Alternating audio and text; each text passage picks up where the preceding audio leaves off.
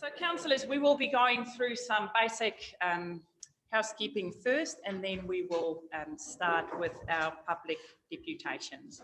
Do I have any apologies? No. Declarations of interest.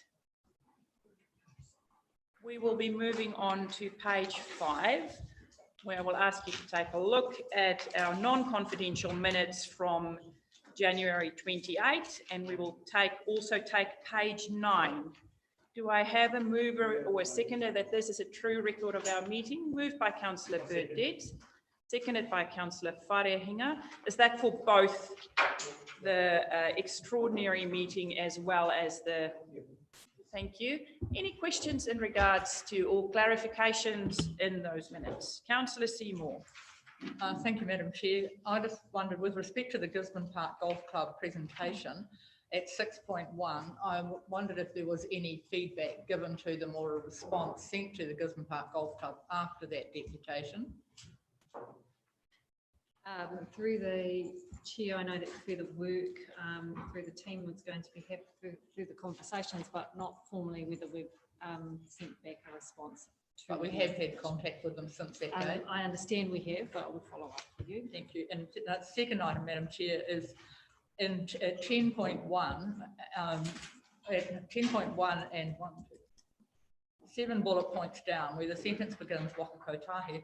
I just think we also should add into there, because it does say that our fire rate has reduced from 68 to 66 because there were more pressing issues in other parts of the country, but also in the information given to us by Waka Kotahi is that there is a reduction in the funds available. So I would suggest for accuracy it says after of the country and the reduction of funds available at a national level. I think that's more accurate than just saying other people are getting it, not us. Coral, you've got those changes? Thank you. Thank you, Madam Chair. If there's nothing else, Councillor Cranston, thank you. Yeah, following on from the first part of Councillor Seymour's question, the end date for the 3-year lease is the 31st of August this year, so it's probably something we'd be looking at pretty soon. So do we need to make the decisions around what that lease is going to look like? Yes, you will, Councillor Cranston, but we will come back to you on that along with confirming the further conversations that we've had with the golf club. Thank you for that. If there's nothing else, all in favour, contrary, carried. I now take you to our action sheet, which is on page 15, 14. There are updates there. So the first one we'll see in June, and the second one we will talk about today. Last one is completed. Any questions or queries in regards to the action sheet? Looks quite straightforward. Thank you for that. No leave of absence, no acknowledgements or tributes. Well, Councillor, it gives me great pleasure to welcome Dame Anne Salmond from the Waimata Research Group. They have done fantastic work. They will talk to us today, and she's got a whole... Are all these people with you, Dame Anne? Quite a few of them. Fantastic. Well, it's wonderful to see such a big contingent here to listen today. We're looking forward to your video, your presentation, your talk to us. And so just information, public deputations, you have some time where you can talk to us and we can ask questions of clarification. So there'll be no debates. Dame Anne and myself have been communicating via email, so there are a few requests in there. But we will today just want to welcome you and your team. Robin, Billy, Lois, who did I miss? Everyone in there, please come and join us at the front. The floor is yours. And, oh, Lois, are you going to take charge? Thank you. We'll just leave this on. There we go. Please take a sec. Would you like to come to the front or? Thank you, Worship. I'll just introduce perhaps some of the people who are here. So we've got a two-part presentation. Firstly, I'm Lois Easton. I'm the Secretary of the Waimata Catchment Group, and we have some of our members here today. Particularly, I could see Laura Savage and Robin, and of course Dame Anne. We have some apologies from some of our members because they're farmers and they're out doing their job rather than coming in to talk to you. Then I've also got Dr. Dan Hakaroa with me, and he's going to be leading the second half presentation about the research funding. So I'll crack into mine and then I'll hand over to Dan. So the Waimata Catchment Project is something that we've been working on for about getting on for 2 years now.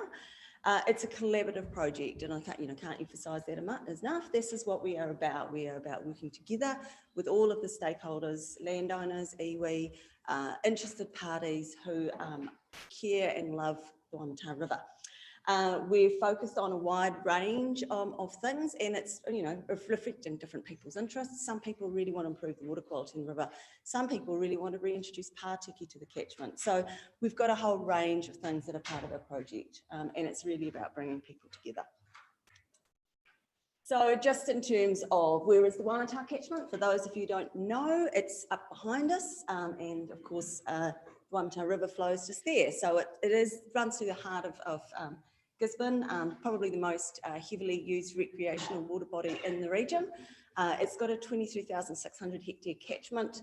We've got the lower catchment is accessed off Riverside Road, and that's got quite a large urban and kind of semi-urban population. And then we've got the hill country farming area. In our catchment group, we have been quite focused initially on the hill country farming area, and about 70% of the sheep and beef farmers in the catchment are members of the catchment group. We've got, of the catchment, 70% also is hill country sheep and beef farming, 25% is pine forestry, and then just 5% is native vegetation. And it's a real mosaic of a landscape, pretty typical to hill country in Tairāwhiti. So it's got some great things about it. It's a beautiful river. On a good day, it's a fabulous river. It's really heavily used for recreation. It's also got an unbelievably heavy sediment load. It's got really eroding riverbanks. It's got really high E. coli, and at times it's absolutely savaged by forestry slash. So it's quite a complex river for management and for us to achieve our objectives around restoration. And I guess that's why we're here today, because we can't do it by ourselves. So just for those of you who might be familiar with LAWA, I just did a quick snapshot. So this is your water quality monitoring data. It's not very good, particularly around ecosystem health, E. coli, sediment, but also because this is Tairāwhiti and we have naturally high phosphorus levels in our soils, all that sediment means that the phosphorus levels are really high in the river, and the algal blooms as well. So those are quite depressing statistics to face when we're thinking about how can we improve water quality. So the Waimata Catchment Group, we've got 35 landowners. As I said, 70% of the hill country farms in the catchment are members of the catchment project, and we've been quite successful in getting funding from external funders for the projects. We have 2 contracts so far that we've gained, just got a little bit more money, so it's 1.7 million now over the next 5 years, and that's with the Ministry of Primary Industries and also with the Ministry of the Environment.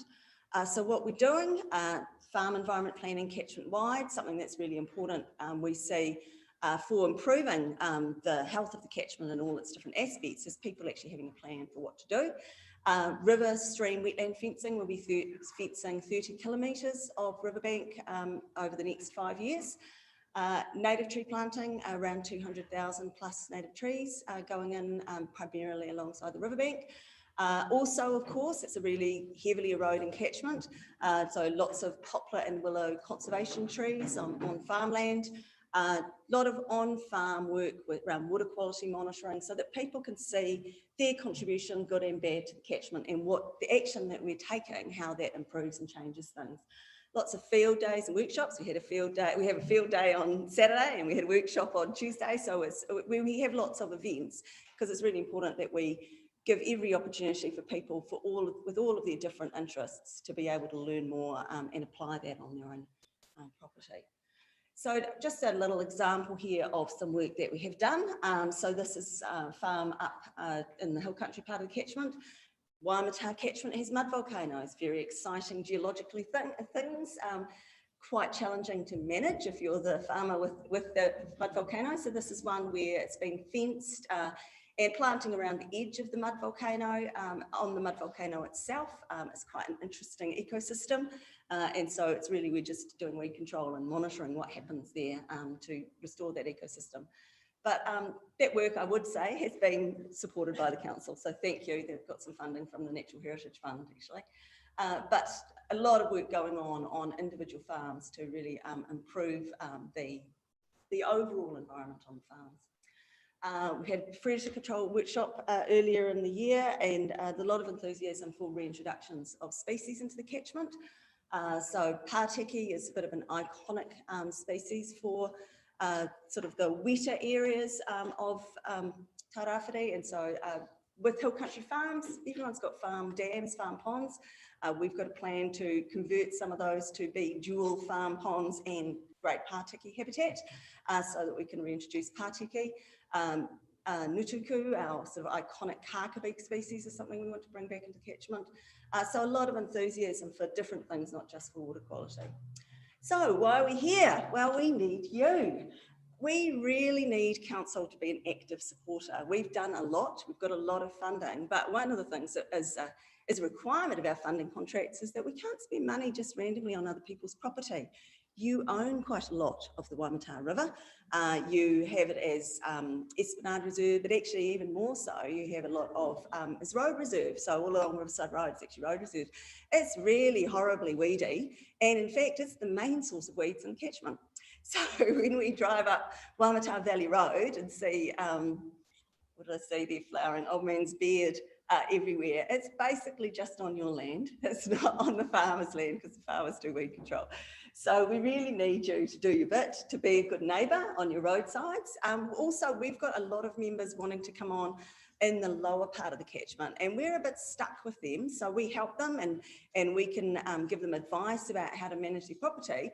But actually, in almost all circumstances, they don't own the riverbank. It is Esplanade Reserve. And so we need a way to connect you with them so that we can get some good outcomes. If you were a member of the catchment group, then we would be able to spend money on your property. That's something that is provided for in funding contracts, but you're not. But I have to say, before you all leap up and go, oh, of course we'll join. If you join, it's not a passive thing. We'll be on your case to do the same as every other landowner in the catchment. You've got Anzac Park, a really important recreational asset, and I think my colleagues who are doing research will talk a bit more about the lower catchment. You've got a soil conservation reserve. We want you to work with us, but it's a long-term thing. Things like poisoning weeds, not just cutting and leaving them. We've seen a bit of that. We need you to do your bit, your job as statutory and regulatory managers. Forestry is a really big deal in this catchment.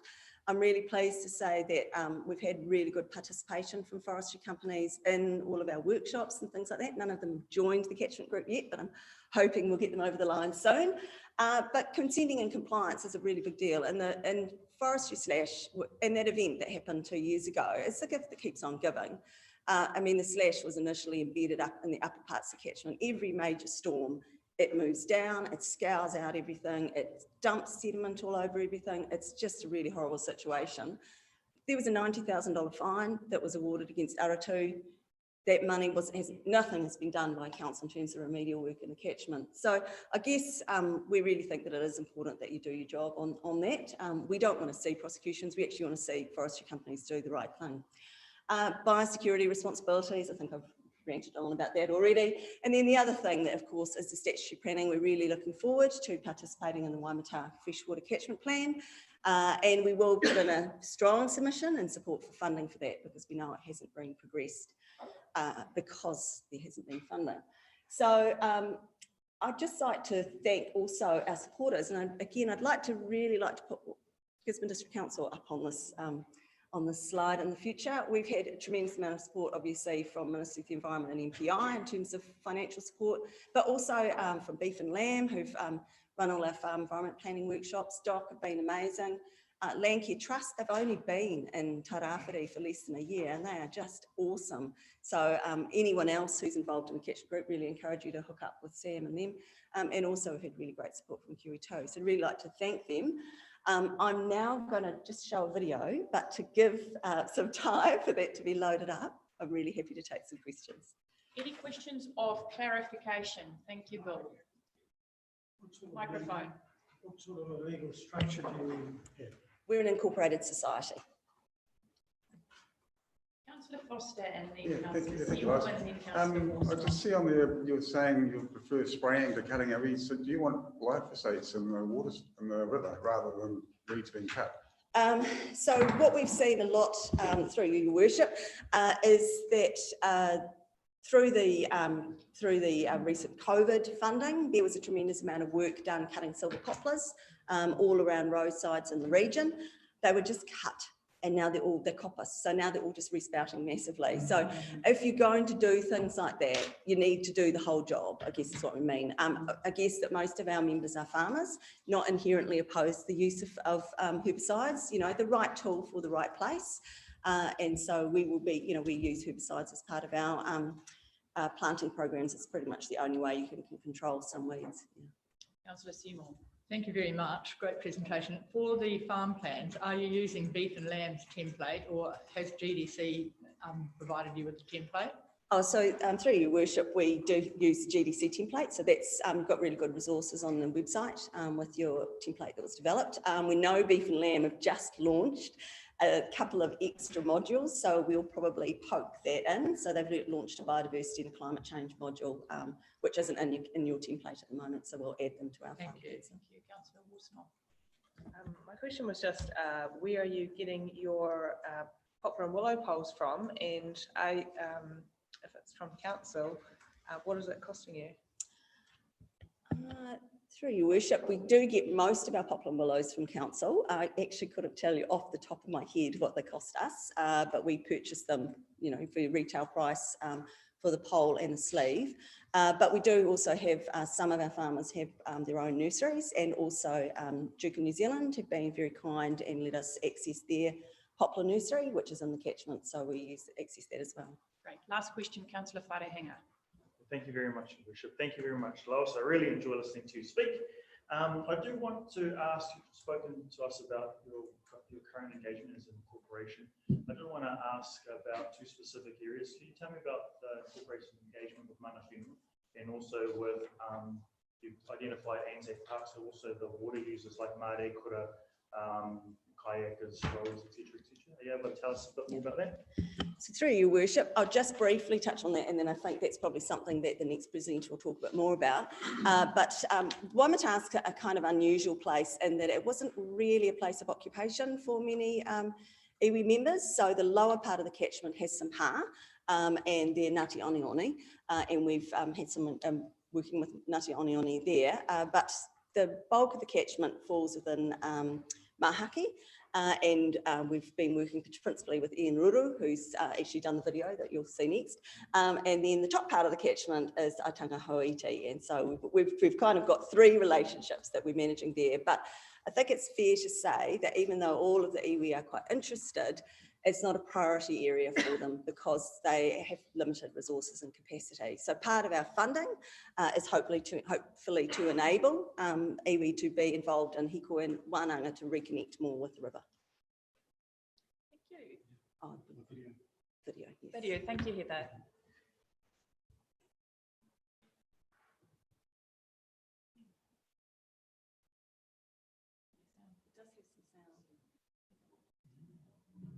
Something happening here. What it is ain't exactly clear. There's a man with a gun over there, telling me I got to beware. I think it's time we stop, children, watch that sound. Everybody look what's going down.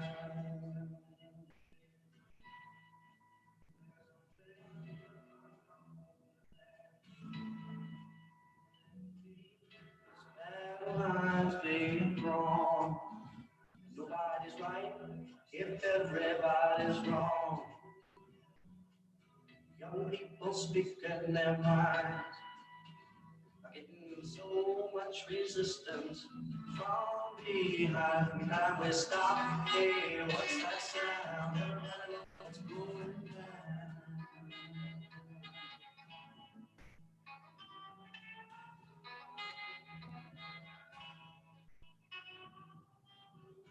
What if field day for the heat. 1,000 people in the street, singing songs and a carrying signs. Mostly say hooray for our side. It's time we stop. Hey, what's that sound? Everybody, what's going down?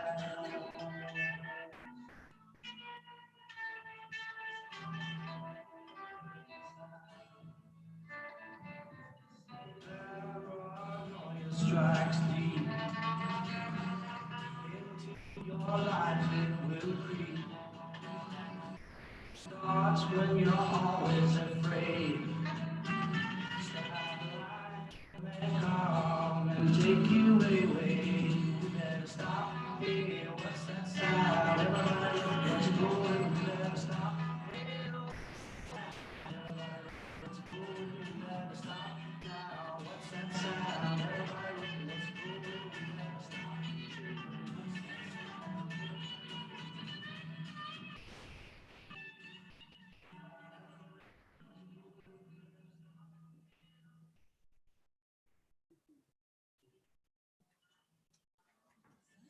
So thank you, and now I'll hand over to Dr. Dan Hikaron. Being stuck at home is no day at the beach. Gracious, lucky we're not at home then. I'll kill my tātou, but while the presentation loads, ka tua ki te mihi. Kia koutou katoa. Ka pai. Kia ora. Ngā mihi kia koutou katoa kia koe te kaihautu i rohe tēnā koe o te rā ki ngā kauni mema o te kauni hera tēnā koutou katoa.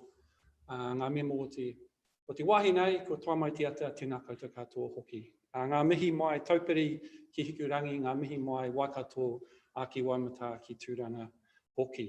Kia ora mai tātou katoa. Hopefully, I'll keep talking. So yeah, I think there was a perfect question to ask Councillor Wharehinga for where we might pick up my part of the presentation. And one of the, I think, inspiring and inspirational parts of the project is that it involves researchers from universities in collaboration with communities. And so Let the River Speak is a significant research program that will span for 3 years that is on the back of a couple of pilot projects that have been undertaken with support from the Next Foundation, with support from the Tyndall Foundation, and with support from Ngā Pai o Te Maramatanga, which is New Zealand's Māori Centre of Research Excellence.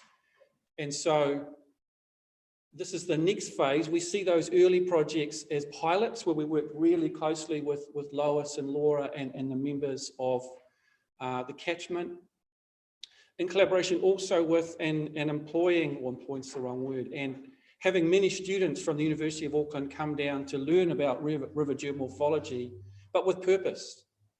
Because, you know, the river is the lifeblood of the land, as Ian's video has said, and working with the community as opposed to just coming down and doing some research and then heading off back to the university again. So I just want to introduce the team really quickly. Myself, Dayman, we have Professor Gary Brierley, we have Dr. Billy Legberg, and we have Associate Professor Susie Wiles. Unfortunately, Susie sends her apologies today. She had another commitment.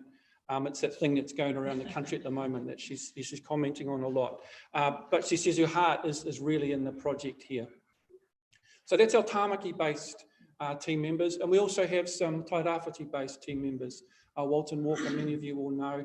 The next there is Katarina Kerekere. She's coming on as a PhD student in the project.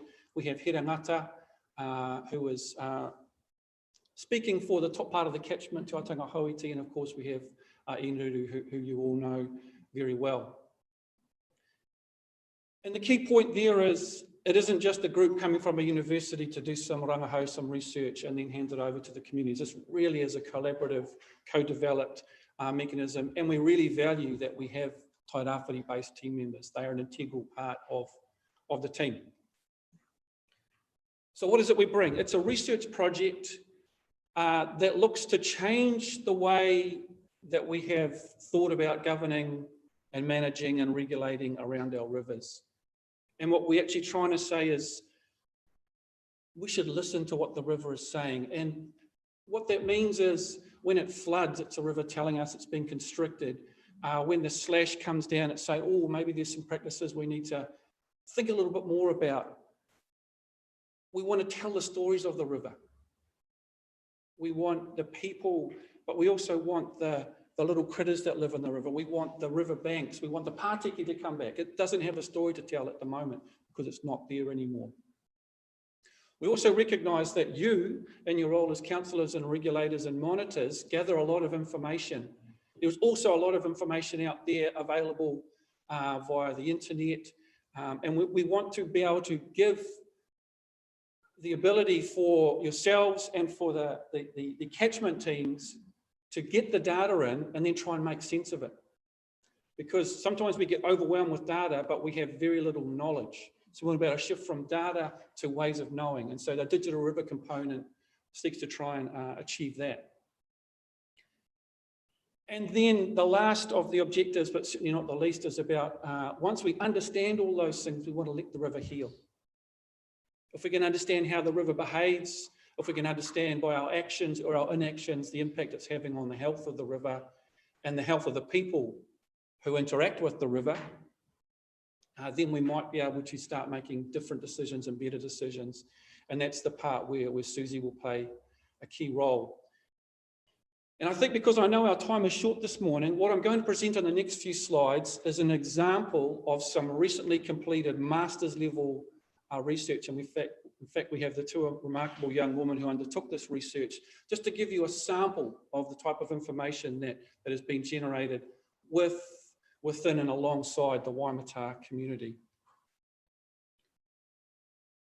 So trying to understand how people relate to the river.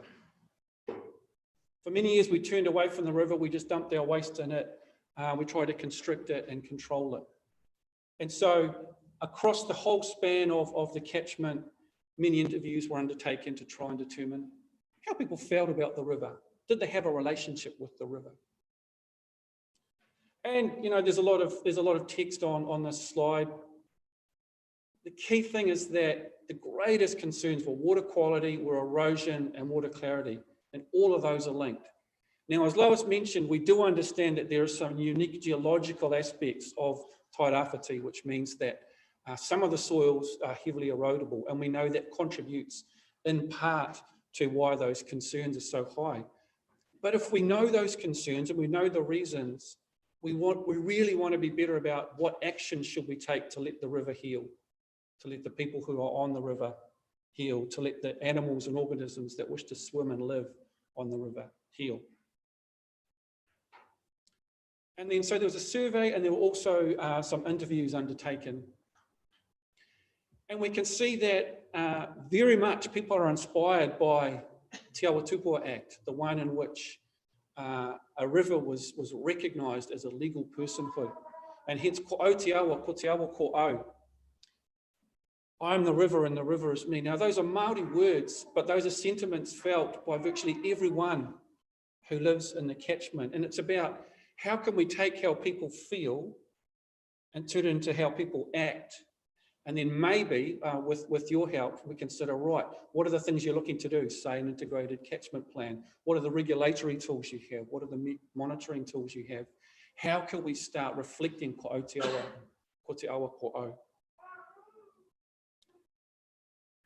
And I think the main thing, and Lois has really articulated this very well, is that people are concerned for the Waimata. They care for it.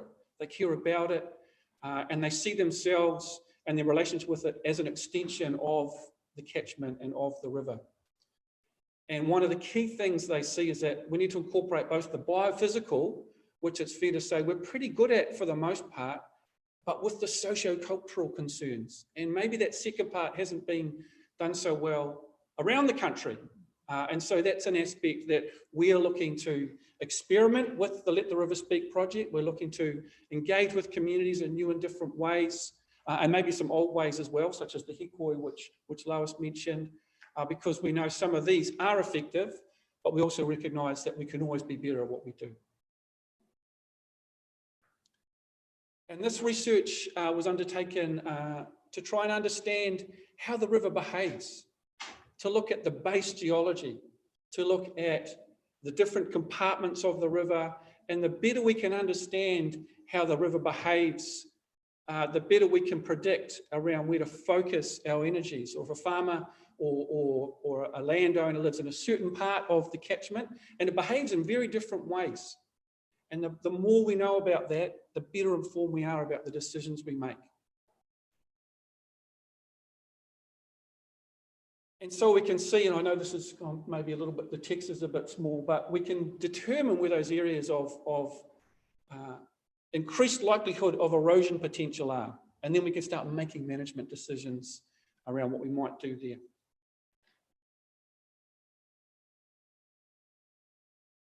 And also understanding that in some places, the river has the ability to shift from side to side. That's what rivers do. That's a river being a river.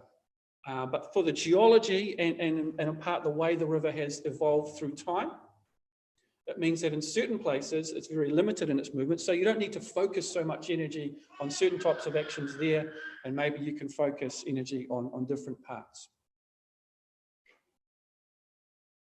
And so this is the conclusion, the concluding slide of the presentation. The key point I wanted to get across was we have a 3-year research project where we are looking at trying to find new ways of interacting and weaving together the socio-cultural aspects of people's relationships with rivers alongside the biophysical technical information we have, in order that we can truly let the river speak. Thank you. Fantastic. Thanks a lot for that. Any last questions of clarification? Councillor Akuata Brown. Ngā mihi kia ora te kōrero today. If the river was speaking to me, if I was going to listen to it today, one thing I think it would ask is that there no longer be human waste flooded into it. Is that part of that socio-cultural conversation? Because that would be a dream for many of us to see that no longer happen. Yeah, tēnā koe te mare kura. It wouldn't be for me to tell you what your opinion of what is healthy for the river. That's the whole point about the research, is we want to create the opportunity for the community to say, hey, when we speak on behalf of the river, maybe having those high levels of E. coli isn't what we want. And so I don't want to stand here and tell you and the community what is important and what isn't, but if you identify things, we're here to sit and work with you. What I do know from a health perspective is, yes, having those elevated levels of human fecal coliforms in the river is not ideal. Last question, Councillor Dowsing. Thank you. Thank you for both presentations. It's an incredibly well organised and run group that are involved in this looking in from the outside. I'm just wondering how you're supported in terms of financially for the projects that you're doing. I see you had some applications for particular projects, but how do you manage the organisational side? Ka pai. So the Let the River Speak aspect, which I've been presenting on, is funded by the Marsden Fund Council of New Zealand. So that's money that's administered through the Royal Society. And so we have the team I mentioned earlier has funding for 3 years to come down and undertake the research and work with the river community to try and complete that. Now that's separate from the putia that Lois and the team, and of course there's a crossover between the teams, and they have received monies through those other means. But certainly Let the River Speak is through the Marsden Fund. Thank you. Well, thanks a lot. Thank you to everyone that came here today to support this. I want to thank you on our behalf for the mahi you are doing, the funding you've applied for, and our CEO and our team are committed to working with you to find ways how we can support you to make our rivers sing again. So thanks a lot for that. Kia ora. Kia ora. Thank you. And you're more than welcome to stay, but I do know that you might want to leave as well, but everyone is welcome to stay. It's a public meeting, but if you have to go, please do so. Councillors, may I welcome Graham Thompson today. Graham is going to talk to us about the horticulture permanent crop remission. Welcome, Graham. Thanks a lot, everyone. Ka kite. How are you, Graham? Welcome to the council. Take the hot seat. You know the seat. Remove this. You can just sit or stand, whatever is good for you. There we go. Yeah. So we'll just take 1 minute just for everyone to clear out. Okay. You with me? Nah, not really. I just wing it a bit.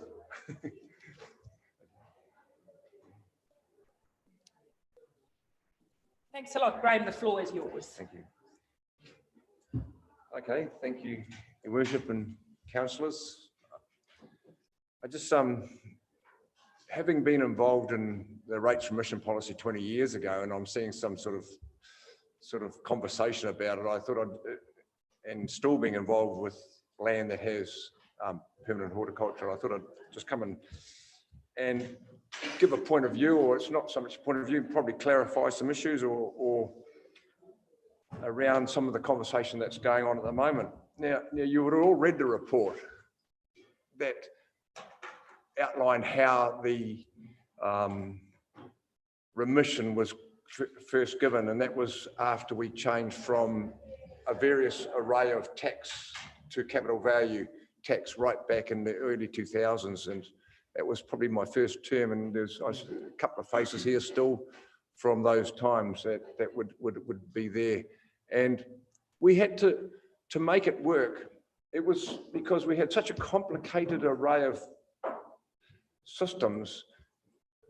The capital value one was going to be the simplest one to make it work. Now, no tax system or rating system is totally simple. You're going to have to expect, to be fair, that there are going to be some areas where you have to do some jigging. Now, we had to jig a lot of things in there. We like the charge out rates through the residential, you know, how you charge things on your tax, on your individual line charges.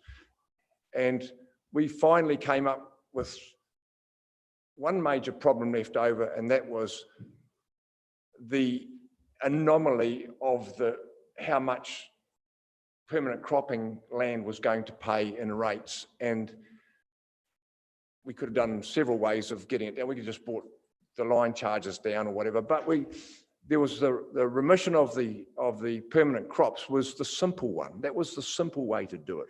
And so we remitted it. And at that time,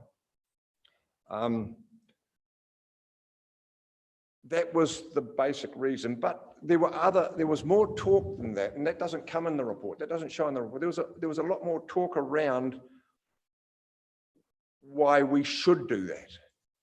And one of them was that to encourage people to grow permanent crops, because it simply is the best economic development policy that you could get for this region, that people actually put the investment into that land out there and grow permanent crops rather than the traditional old annual cropping farming. Now, what I'd like, we can make a bit of an example for it. You get a hectare of maize, and maize was quite a prominent crop in the day. And you get 1 hectare of maize, and on today's value, that hectare of maize would be around about $400 a tonne. And you might grow 10 to 15 tonnes per hectare. So you don't need to be much of a mathematician to work out that's about $6,000 per hectare return to that piece of land. Now, that is returned, that $6,000 is returned to the district because it's something that wasn't there, it's something that grew, and it's something that was sold and turned into money. That is $6,000 a hectare that comes to the district. The difference between that crop at $6,000 a hectare and maybe, we'll go for an average sort of horticultural crop, because there's some high flyers at the moment. They might just, you know, you could say they're a bit of an anomaly, and they possibly are, because we've seen how crops do, the value goes up and down. But some of the mid-range type horticultural, permanent horticultural crops, if you had lemons at say averaging $2, getting 40 tonnes, 30 to 40 tonnes, 2, 3, 6, $60,000, $70,000 a hectare. That would probably be, and I'm not talking about profit to the farmer, I'm talking about, because there's a lot of costs involved still. The $6,000 wasn't profit to the farmer. So if you're talking about $60,000, $70,000 for possibly a reasonably well-doing mid-range horticultural crop. Now that $60,000 or $70,000 is direct income to the district compared to what we say before? $6,000. I'm just a little test to make sure you're getting the picture. Why would you want to discourage that? You know, it's, and yes, the grower can make a few bob extra. He's not making the 60, he's got a lot of cost there. Okay, that crop of maize, that 1 hectare, takes about 2 hours to work up at the start of the season, about an hour to plant the maize, about an hour halfway through the production to side dress it, and about an hour to pick it. I only got to 5, but let's make it 10. That 1 hectare of land gave the district 10 hours employment. The 1 hectare of permanent horticulture gives the district 1 FT, 1,500 to 1,800 hours compared to 10. Why would you want to discourage it? Not only does the policy create fairness, it creates good economic sense. Now, it creates good environmental sense because you plough a paddock every year, and those of you who know the land have a bit of an understanding of what happens to land. If you plough it up every year, there's one good word that describes what you're doing to the soil, and it starts with F. And I won't go any further than that because you might call me out. Fertilise. That's what it does to the soil. It ruins it. And especially our heavy soils here in Gisborne, we have huge compaction problems where it's ploughed and worked up all the time, and look, I'm not going to criticise croppers. They do a great job and they always finding ways to do it better. And it's a necessary part of what happens out there. So I'm not knocking it. And over the years, I've gone to big wide track machines to try and reduce compaction. Didn't work that well. They went to little wee narrow ones, and now they steer on GPS so that they only try and ruin a little piece of it. It's working sort of okay, but it basically, ploughing a paddock every year does nothing that creates a good sustainability for that soil. Permanent cropping horticulture, as you've seen in parts of the world, way older than New Zealand, some of those older orchards around are still there after centuries. Social impact, it's greater social impact. Policy to encourage permanent horticulture. And the reason for that is quite simple, because we've just been through that. 10 hours work for 1 annual crop over here. And I'm gone to a bit of a bottom end of maize, really, to be fair. There are some other annual crops that do a little bit better than that, but nothing that comes near permanent horticulture. And just lost my train of thought. Okay, and compared to 1 FTE. So that's got to be a brilliant social policy because it's creating employment. Okay, I think the point there is made. So it was reported, and I know that I'll give a little bit of credit to, sometimes things get reported slightly wrong, and that on the onset, this was meant to be a temporary policy. Now, I've got Bill and Pat here and myself who were here at the time.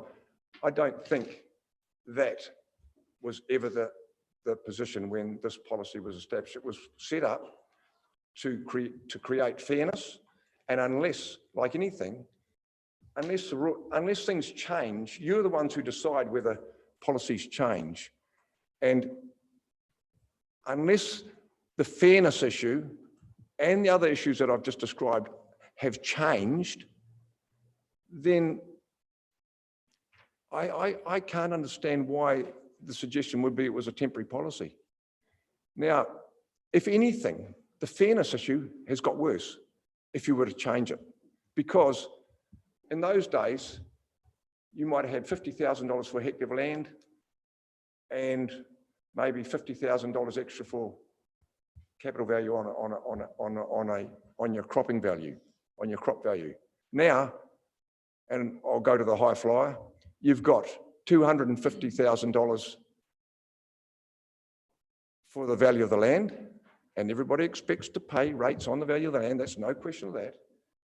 But you could multiply that by 4 times. It can be around $1 million now by the time you add your annual crop value in with your license and that. Now, that's just nuts, because what you're doing, if you start saying, oh, we're going to take the remission away, you're just putting a big roadblock on, as I said, one of the best social, environmental, economic policies this place has got, and you are also probably being totally unfair.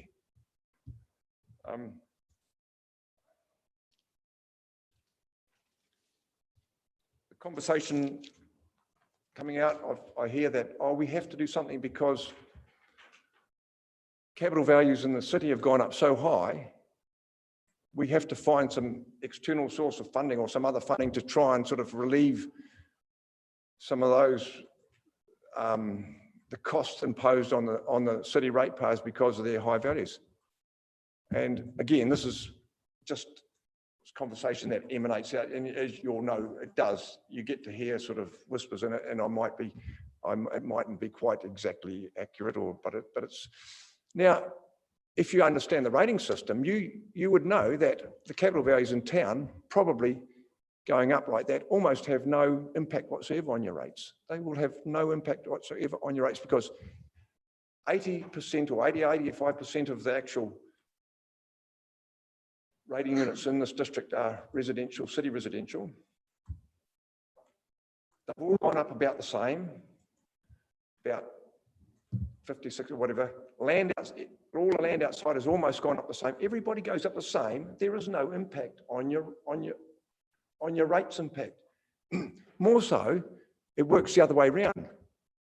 If it was out in the rural, because in town a house or a residential, just an average residential, it's only about 14, 15, 16% of your rates are derived from capital value. The rest are all set charges.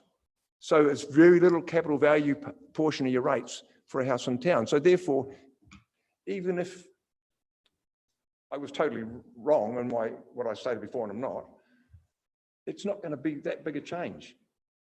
Other way around, out in the rural, if you start piling things into your capital rating, it's going to go through the roof. Not only that, there's another one that since we put that policy through, that remissions policy, we've put a differential on the roading by 2, which is by far your single biggest rating bill. And here you are going to go and possibly put a policy in which increase your capital unfairly. And you also have to then, that comes on your ×2 or ×1.5, whatever the horticulture differential for roading is. Now, when we did that differential, and there might be a few more of you here that were here in those days, you will remember that we went through what each individual was paying and how much their roading would be in respect to how much they use the roading. So again, if you're going to play with this policy over here, I think you seriously, to be fair, would have to go and have a look at that roading differential for the kiwi fruit guys, which would be dumb because you're picking on one and another. It's just the least complicated thing you can do is keep the differential. So I think there's no other reason to change it other than being possibly mean-spirited, or I don't know, or short-sighted, I don't know, and because there is no reason that justifies changing that remission. Thank you. Thank you, Craig. I have some questions of clarification from the Councillor Gregory. Thank you. My microphone speak. Thank you, Graham. I was just wondering if it's worth considering on the cropping side, the industry that goes on from that and the employment and the, yeah. Yes, as I said, I picked on a bit of a low flyer with the cropping side. On the maize, for an example, when it's picked, it hops into a gold truck and goes to Hamilton. So there is no industry that goes much on from there. And there might be a little bit of maize dealt with here, but okay, we'll go to squash. There is a bit of extra value in Sedenco, and there is some extra value in some of them. I did pick a low flyer to try and make the point, but I'm making a point. And in doing that, I also picked a middle flyer in the cropping one. Otherwise, if I'm going to pick the best out of the cropping, I'd have to go back to kiwi fruit. And Councillor Seymour. Yeah, thanks, Graham, for coming in and talking to us. What the main point that you're wanting us to understand, though, is that the remission was intended to be a permanent remission rather than something that is phased out. at the time, I believe that absolutely that there was no intention that it would be put in just to be phased out. You know, that's actually nuts. If you've got a better idea of why you'd do it, how to do it, you'd do it then.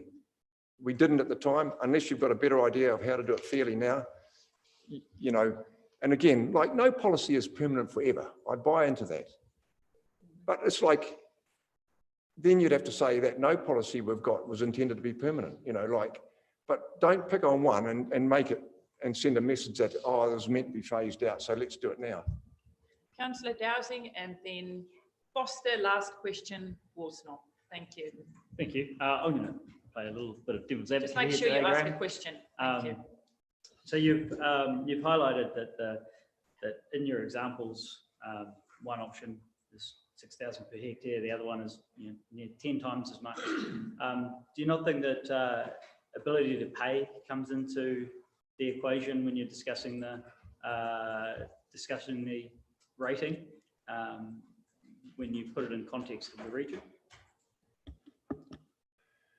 Yeah, okay. Yes, there's possibly, I think if you looked into the costs involved, and by the time you're finished, there's a little bit more left over for the grower on permanent crops. There's no doubt about that. Now, you've got to also understand that when you plant a permanent crop, you go for 5 years, sometimes 6 years, sometimes without any income. Because, and citrus is a classic, it takes 5 or 6 years to actually start growing some fruit. The kiwi fruit, by the time you buy the land, put the development in, it'll be 3 or 4 years before you've actually got that land sitting out there at huge costs, huge risk, and before you even get any income. And then when it happens, don't you deserve to keep a bit more? It's a risk you take. And that's another point I'd like to make, that you raise that. I actually think the word permanent cropping is a bit of an anomaly in today's world. It's not like Italy, where you've got horticulture that's olive trees which are 2,000 years old and everybody goes out and stamps on it. How many orchards in this district, for an example, after 30 years or so would have the same trees? We've seen apples pulled out because varieties change, markets change, and we've seen them pulled out on 3 phases of apples pulled out in my lifetime. I've seen kiwi fruit come and go. We're on the 3rd run of kiwi fruit now. Our families, both Trish and my families were involved in kiwi fruit in the early days, and they still lick their wounds. And it's always the same. When I first got my mandarins going, I was getting $7 a kilo. That market fell over. $5 a kilo to the grower. I'm sorry. That was, and it's been $1.50 ever since. You know, we get along. So there's one little sector in there that are making reasonably good money with ability to pay possibly once they get going, if it lasts. But there's a lot of them that get by. there's a lot of, in that permanent horticulture. For an example, as we speak here today, I know an apple orchard that is getting pulled out. The diggers are moving in the minute the crop out because he's had enough of it. It's just not worth it to him. So yes and no. Thank you for that. Councillor Foster and then Councillor Thank you. Wilson. Thank you for the presentation, Graham. My question is, was the status quo working for you, or are you actually promoting a higher emission? You know, the remission that it was. No, I'm not promoting a higher emission. There's no higher emission. It's a remission is remission. Yeah, no, the status, like Larry, what it is any cost for that sort of midline permanent horticulture. They said there's some high flyers and they get a bit of money, but you shouldn't be bitter about that. You should be happy about that. But the middle run, all the middle range, we get by. But next thing you know, there's another cost, and there's another cost, another compliance cost, another bug arrives. We had one bug arrive for citrus, Sandra, 4 years ago, Australian whitefly. So we all got caught out because the first year we weren't aware of it. We weren't aware of it. All our fruit ended up black because it was a new phenomena, and we lost a lot of our fruit was downgraded that year. Since then, we have to pay several $1,000s a year extra for the spray that is environmentally friendly to keep that one, and it just like the costs just keep banging on, and then next thing, our council, who are meant to be looking after us, looking after the district, looking after the environment, looking after the social, starts talking about adding another one on. I just think that we've got to really be serious about that. Okay, then last question, Councillor Wilson. Thank you. So I've got two questions. The first one is because I agree with you in terms of capital value. That has a huge impact when you apply it over large areas of land, even small areas of land. So I get that. I'm struggling to hear. But I'm struggling to hear. Sorry, does that help? Please speak up. I will yell. So my question is, given that the capital value applications apply and the anomalies created don't just apply to horticulture, and it's not only horticulture that has years where they make no money because of an event outside of their control. And at the moment, the remission is an outlier because the only industry that can claim it. Pastoral value is being pushed up by forestry acquisitions. Yep. There's not a remission available to that. Yes. Do you suggest that everybody should have access to a similar remission if anomalies outside of their control are causing an inflation in their rates? So from what I can gather, what you're saying is, why should we treat horticulture specially? Is that what you're saying? Right. Okay. You don't have to. You don't have to treat anyone specially. You can go and add on a whole lot of extra costs in town just by upping the line charge to each individual. You can do that. And if you wanted to do that, if you wanted to keep it, what you've got to do is work out, is it fair that a guy growing maize in one paddock or squash in one paddock pays, we'll work on capital value, about 70% of this. So it won't, pays X rate and this guy pays 3 times more. I understand the principle. The question really is, this happens a lot across a lot of our land use. Yep. And if we apply a similar principle, we need to then redistribute the amount that we're not gathering across everybody else. Yeah, okay. And that's where we've ended up with, like, the issue is a capital value. That's obviously something that you're going to have to sort out.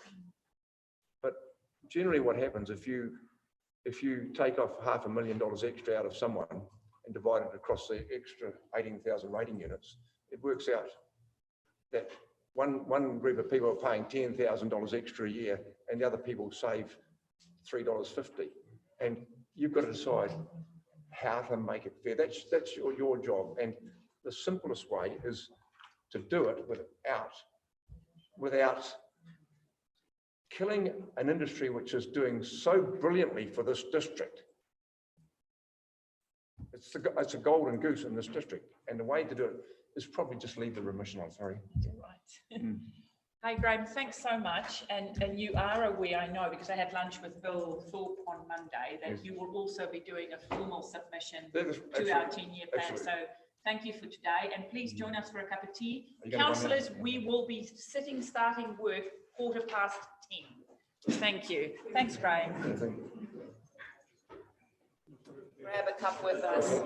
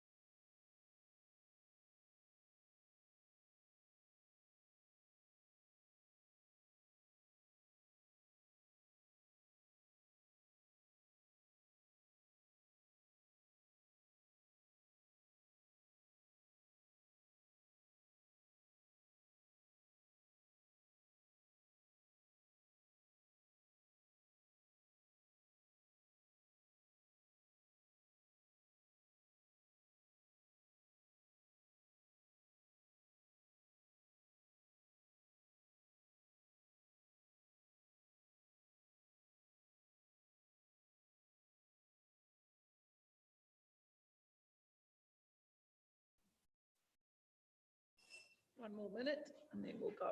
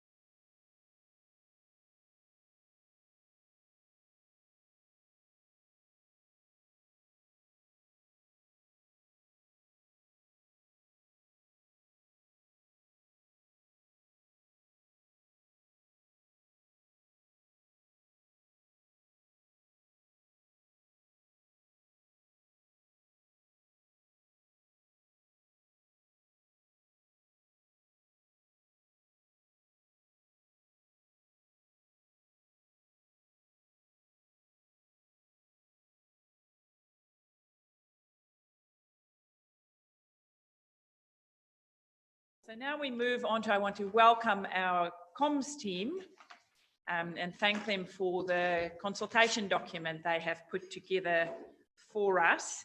Thank you also for a few changes. Hello, Tim.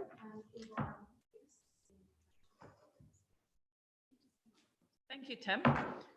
What page, Heather? I know, you've told me 60 times. I know, I just didn't remember that. So page 63, if you can, we're just going to receive take a look at the audit. No, there's a specific paper on the audit later.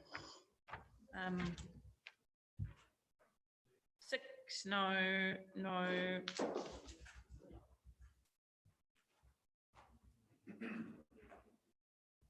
it is. 245, page 245.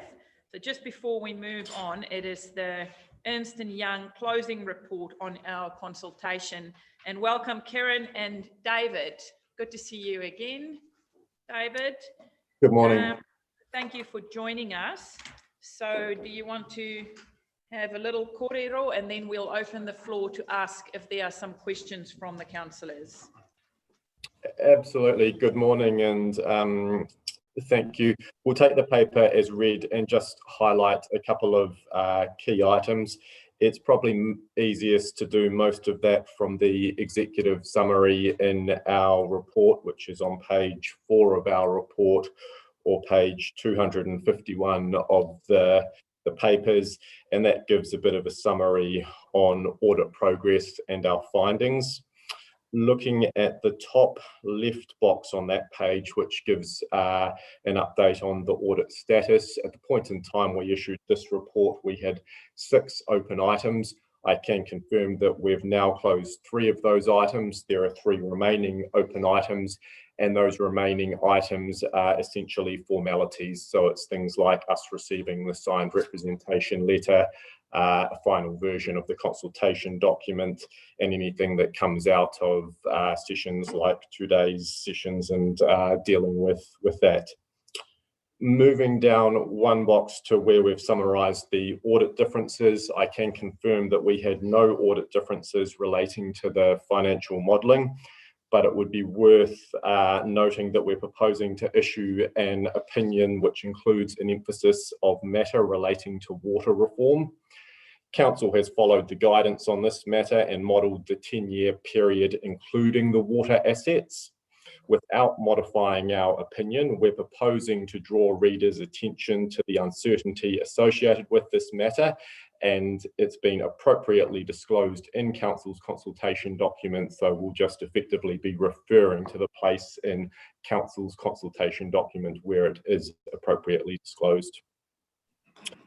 Moving to the top right of that page where we've got scope and materiality, I thought it was worth confirming that whilst the long-term plan is looking prospectively at a 10-year period and the annual report is looking retrospectively at a 1-year period, For both of those audit exercises, we do base materiality on the same metric, being expenditure, and we take 2% of expenditure for both of those audit exercises. Moving down to the bottom right where we've got control observations, really just wanted to give the context for this, that the process has been reasonably fluid in terms of working through our audit of the long-term plan process. And those effectively represent 3 matters where we have some open dialogue with the management team. And for most of those, we will round them out ahead of the full long-term plan being finalised in a couple of months' time. Kieran, do you want to just touch briefly on our main area of audit focus around the infrastructure assets? Yeah, sure. So one of the main areas of focus in the middle table is the infrastructure assets. And this is significant both due to the value on the balance sheet, but also due to the significance of allowing council to deliver some of the core services through these assets. Our focus is primarily on 3 main areas in the infrastructure assets. One being condition and performance of the assets as they are today, which drives that starting point for the future planning. The second is the capital projects that council are doing in the near term, and also council's ability to complete these projects as planned. And finally, just the future investments in the assets and how you're able to ensure that you can continue to deliver the expected level of service based on that. And maybe just to touch on each of those points in a little bit more detail. So the condition and performance of the assets, council acknowledges through the infrastructure strategy that assets do require some renewal work in the near term, and some assets specifically generating some backlogs being eroding. We've discussed this with management, and we have also assessed that the asset management plans for these areas include these costs to be able to get the assets in the condition that they expected. The second part of capital projects and council's ability to complete this. For the capital projects work, it's primarily just obtaining evidence to support the amount carried, but the area of more discussion there is around the achievability of those projects. And how we look at that is we take the last 3 years actual capital spend versus the budgeted spend, and that in aggregate correlates quite well, with maybe 2 areas being slightly different, being wastewater and stormwater. We've discussed that in more detail to understand what those drivers of differences are, and we've also worked with management as they've updated the assumption paper that goes along with the LTP that includes some of these key assumptions to deliver some of these projects that they have. And then finally, on the future investments in assets, one of the measures that we use to determine this is looking at the capital spend versus the depreciation over the whole LTP period. And that's shown on page 253 in the graph that we have. And essentially what you can see is in the earlier years, the capital spend is higher than the depreciation rate, which is primarily due to funding that was given for specific projects in recent years, and council are finishing up some of that work.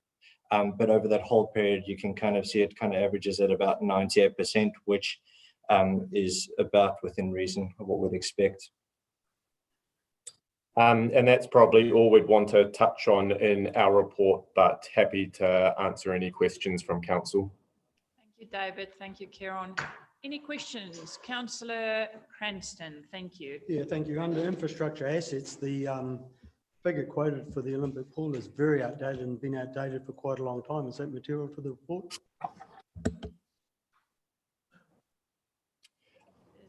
And is that the 38 million, which should be closer to 40 million? Plus. It should be 37.7. If I can, through your worship, just to verify, just to work out that the long-term plan starts from 2022. And so then this year we have the differences, which was the 46 million for the pool. So that is why they are talking with the figures that we've got from year 1. And it's why you're seeing a difference, what you understand to be 46 million. That the rest of it occurs in this year. That is why it's in the consultation document as well, 37.7. Thank you. Councillor Seymour.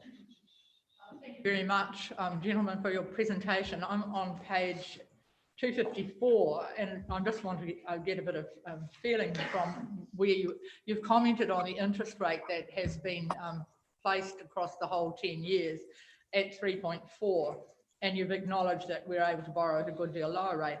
If you're not making a suggestion of change, I'm curious to know at what point would you have suggested that there should be a change?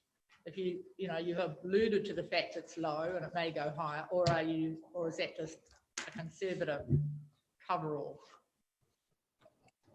It's more a comment from a forward-looking perspective, and I guess pointing towards how that should be managed on a go-forward basis. It's very difficult to predict what interest rates will do going forward. We're satisfied that the interest rate that's been assumed is reasonable, and one of the reasons for that you've pointed to, which is council can currently borrow for less than what's been assumed for the 10-year period.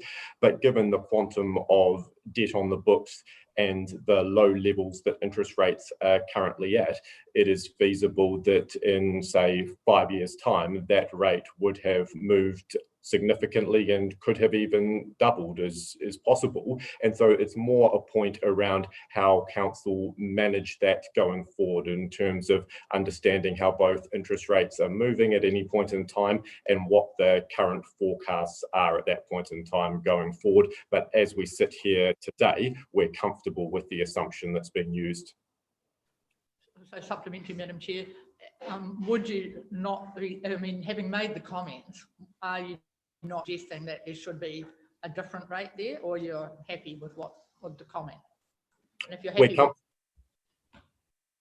we're comfortable with the rate that's being used. I think the point we're trying to make is around that forward management. So that rate has been used in a 10-year plan, and that needs to be consistently monitored over the course of the plan, or at least the 3 years until another revision is completed. And if in year 1 or 2 it looks like the interest rate outlook has changed significantly from what it is today, consideration needs to be given to how council's going to manage that. Okay, thank you. And I have a supplementary, and that's further through on 259, where the detailed findings with respect to targets. So are you actually saying we should be increasing the targets? You're saying that they're set notably below current delivery. So did you have a conversation? I'll change it so we get a definitive answer. Did you have a conversation with management about increasing the targets? Being mindful at the last report I read, where there are plenty of things we don't meet targets on, but where we do, should we increase them? Yes, we had that conversation, and the suggestion is that for some targets, yes, they could be increased. I guess to give the context, simply looking at actual performance against target for 1 year in isolation and deducing things from that is a bit of a broad generalization, and what we need to do is go through a process of understanding for each of those targets what's driven the actual performance versus the target that we're commenting on. That's a process that we're working through with management at the moment. My expectation would be the result will be for some of those measures we're commenting on, it will actually be, the target will be okay as it currently is, because there was a particular anomaly in the year that resulted in the actual performance significantly exceeding target. But then there might be some other measures where, yes, we would expect the target to change, so it will be a mix of the two. Thank you. Then through you, Madam Chair, can I ask what the process, since this is under detailed finding, do you expect management to report back to us? This is your report, so how will we as councillors see that amended or changes made for the next plan? So, sorry. And maybe I can go first and then management can comment as well. The final opportunity, I guess, to deal with this is when the long-term plan is finalised in May or June of this year, and these metrics are unfolded into that plan. So there's an opportunity between now and that point in time to make some adjustments. Thank you. Is that what you were going to say? Yeah, I don't think there's much I'd need to add to that, but yeah, we have agreed on timelines with the auditors on how we'd look to move forward to review those targets and report back to make sure that they're included in the LTP. So David, we're very lucky to have the independent chair of our Audit and Risk Committee here with us today, and you know we caught up yesterday as well, but I just want to ask Bruce if there's anything specific you would like to raise here. I know we spoke about it yesterday as well, so Bruce. Thank you for the privilege to be able to sit in on the meeting, Riet. It's been useful. Look, I'm comfortable and in fact encouraged by actually hearing David and Kieran with the level of analysis that they have put our work through. I think the critical thing at this point is that we probably feel like we've been through a bit of a scrum to get to this point, Tim, I don't know, but it feels like it, and I am very comforted by the report they have given us, Riet, and the nature of both the line of inquiry and the questions are raised. So it's adding to the integrity of what we put in front of the community. And look, I just compliment both Tim and actually David and their teams for where they've got us to. So I'm comfortable with this. I'm conscious of some of the questions Pat has raised, in particular around risks. Those are things that we will have to monitor as both governance and management. Things like the interest rate risk. Is our treasury management policy still relevant, meeting the conditions that we find in the future? But that just says we have to actively monitor our position against the long-term plan. So these guys are giving us a good base, which is great, but it just means the work starts for us to keep making certain that plan is relevant. Thank you. Thank you, Bruce. Councillor Dowsing. Thank you, and thank you for an excellent report. What I was wondering, there's a lot of good information around the EY perspective on what you've investigated, but there's not a clear or definitive set of actions or recommendations. Is that something that's outside of the scope or something that we should interpret from your perspective? And I think that's probably a result of the process being reasonably fluid. The main thing that I would point you to is the detailed findings on page 12 of our report, or 259 of papers, and acknowledge that the way that they're currently framed up is they're more items that we are discussing and working through with management. But yes, we do ultimately expect action points to come out of those. And I guess that's demonstrated by the earlier question on the targets we're looking forward. There'll be either agreement that some stay as they are and others there's a change, and that would be an example of an action point coming out of those findings. Thank you. Councillor Woosnell. Thank you. I'll keen to stay on page 259, which I think I just heard was 12 of the report. Completely support and head notes on the same issues that Pat just raised around interest rates and the targets. And I think I had a note in a previous meeting around the targets, so appreciate that kind of we're on the same page. Just on the GHL distributions, I know that you've picked up something that we've also had feedback from previously in terms of our clarity and lack of clarity over, you know, the purpose and distributions and the with GHL, and just I guess what is that note asking for? Is it purely clarity? Is that's what you're highlighting, and we can take that as a bit of a shove maybe? In short, yes. So it's clarity and strategic clarity, and we've had visibility to some of the conversations and documents that have gone between council and GHL in terms of agreeing those dividend flows. Understand that it's been agreed there'll be an increase in the near term, and then in the longer term, there's the potential for some relief, and that would result in reinvestment in some of the GHL assets potentially. But really, from our perspective, it's wanting to understand the strategic context around how council would look at those trade-offs between asking for an increasing stream of dividends versus at some point allowing relief in that for GHL to reinvest in the business. And if they did reinvest in the business, what would the return be that council would look for, be that financial or community focus? It's really just crisping all of that up from a strategic perspective. Councillor Akwata-Brown. Thank you, Madam Chair. Just something that Bruce just mentioned just triggered in me. Are we comfortable that our current policies around just, you know, the suite that we have in finance fit for purpose now, or should we be re-engaging and looking at some of the policies with respect to interest rates and the current situation we sit in as far as we as a council? Thank you for the report. Yes, fabulous. So I just wondered if our policies currently need to be, any of them need to be kind of considered based on this report. Yeah.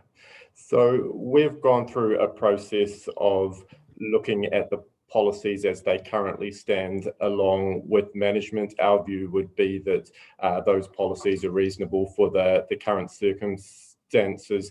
But I think I'd come back to that point around consistent monitoring, and that would be particularly with respect to interest rates and treasury, and acknowledging the economic environment in which we're operating in now is unprecedented in terms of interest rates have never been this low in New Zealand before, and watching what happens over the coming 1, 2, 3 years and making sure councils both policies and approach are adjusted accordingly, depending on what actually happens and how outlooks are revised, is probably really important.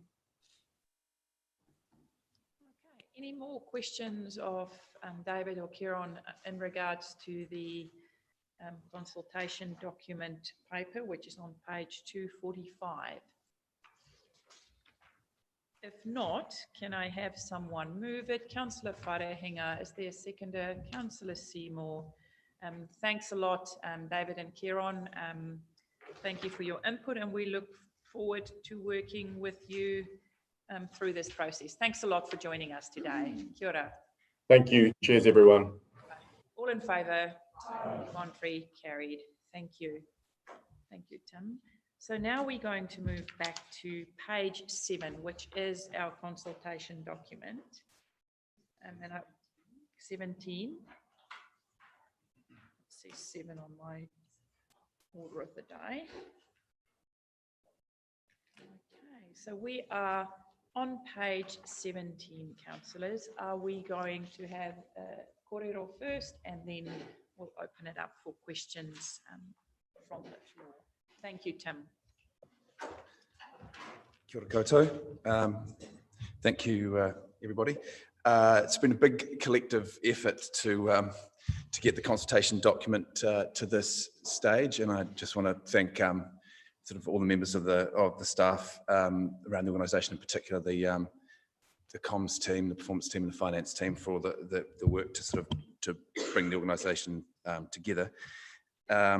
We're pleased to have received a positive report from the auditors, and we hope that you feel that the document reflects the priorities of the community over the next 10 years.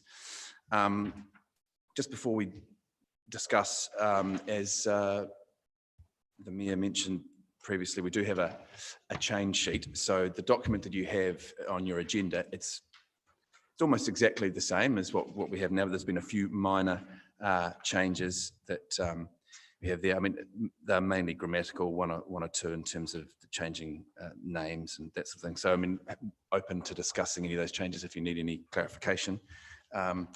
Otherwise, yeah, so I imagine you may have questions, and hopefully we are able to respond to any of those. And we also have some members of our comms team if you've got any questions in relation to the community events and meetings. Thank you. Councillors, Councillor Foster. Yeah, thank you. Yeah, congratulations on the document. Great. It'll be a pleasure to see that going out into the public and getting the response back from them.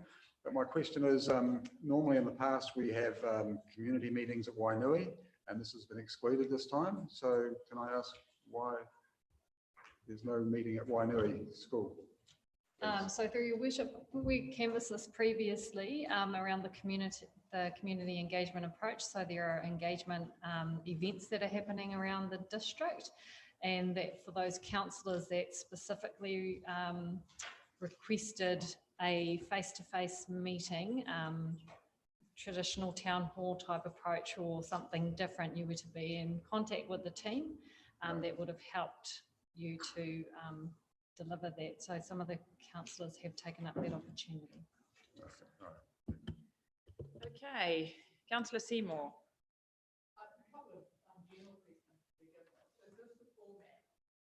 Going to go into the public domain. Into the public domain. Well, there's a variety of measures. First of all, there's a letter which is basically a summarisation of this document that's going to every household. This document itself is going to be available on our website and be used as the primary. Sorry. Oh. Yes, thank you. Yes, as a book. Yeah, it's the same. If you recall, the last time it's an A5 style. Oh, Here we go. It would be like that. It'd be very similar to that. Like the WTF booklet. And will the print in it be larger? Larger than the previous. I believe so. Anita, you may have to. Right. Thanks. Thank you. Thank you. And supplementary to that, then those will be available at the community engagement meetings that you go to. Great. Yep. Thank you. Just so then more specific, Madam Chair, thank you.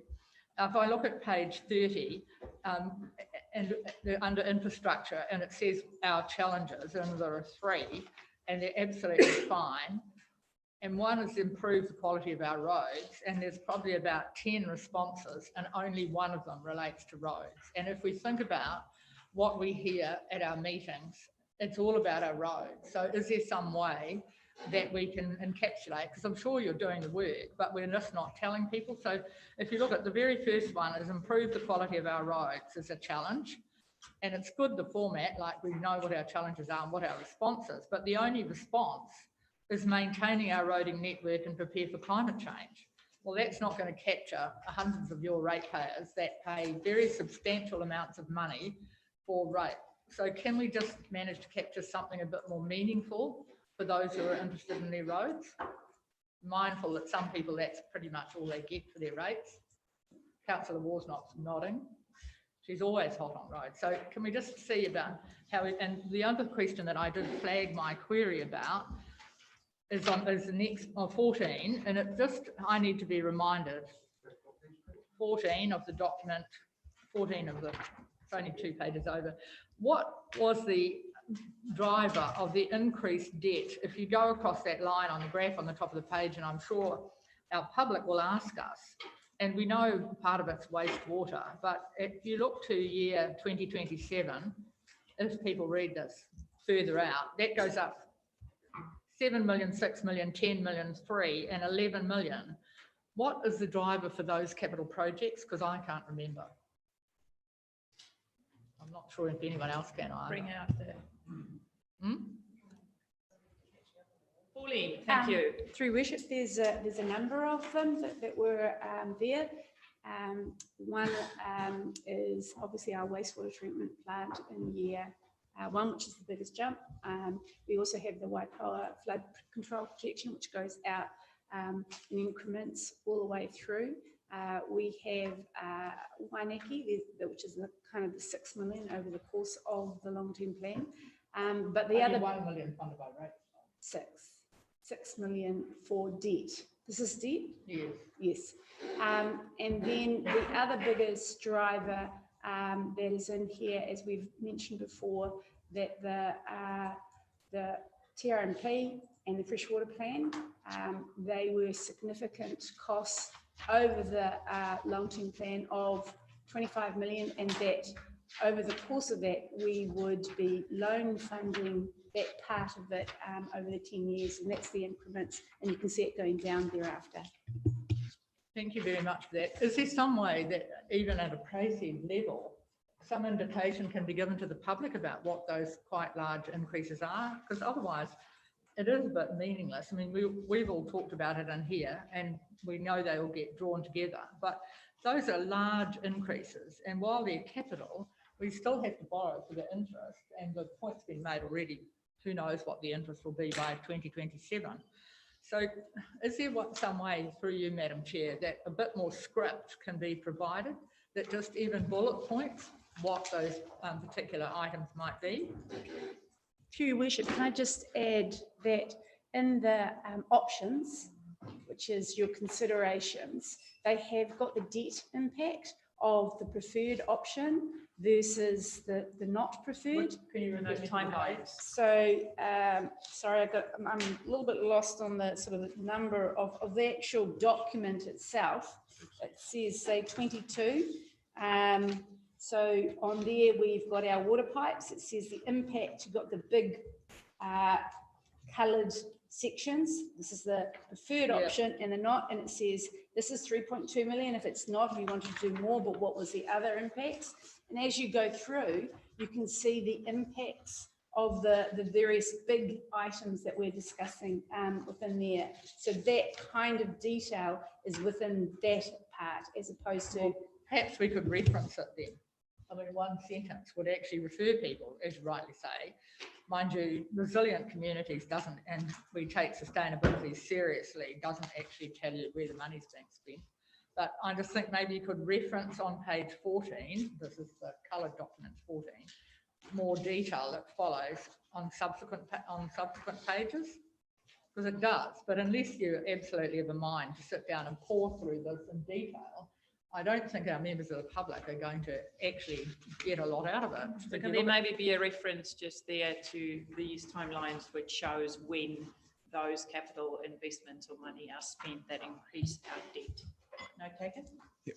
We can do that for sure. Thank you. Thanks, Madam Chair.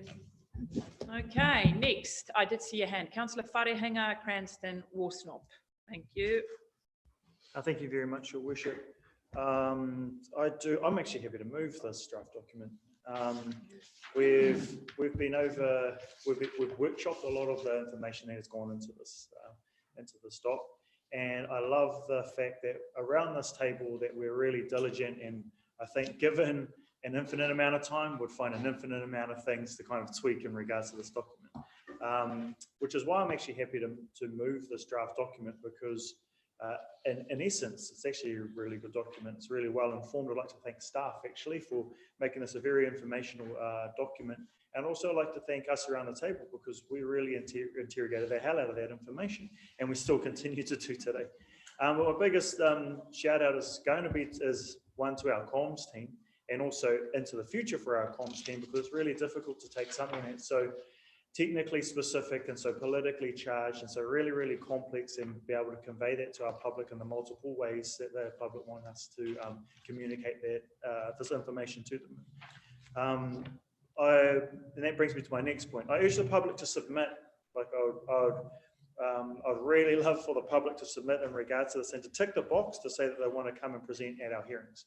Because it's one thing reading the submissions, but it's also another thing hearing from our community. So I'm really looking forward to seeing our community at these information community hui, but then also reading the docs and then sitting here for a few solid days and listening to our community tell us about this LTP document and what they would plan and what they want for our future.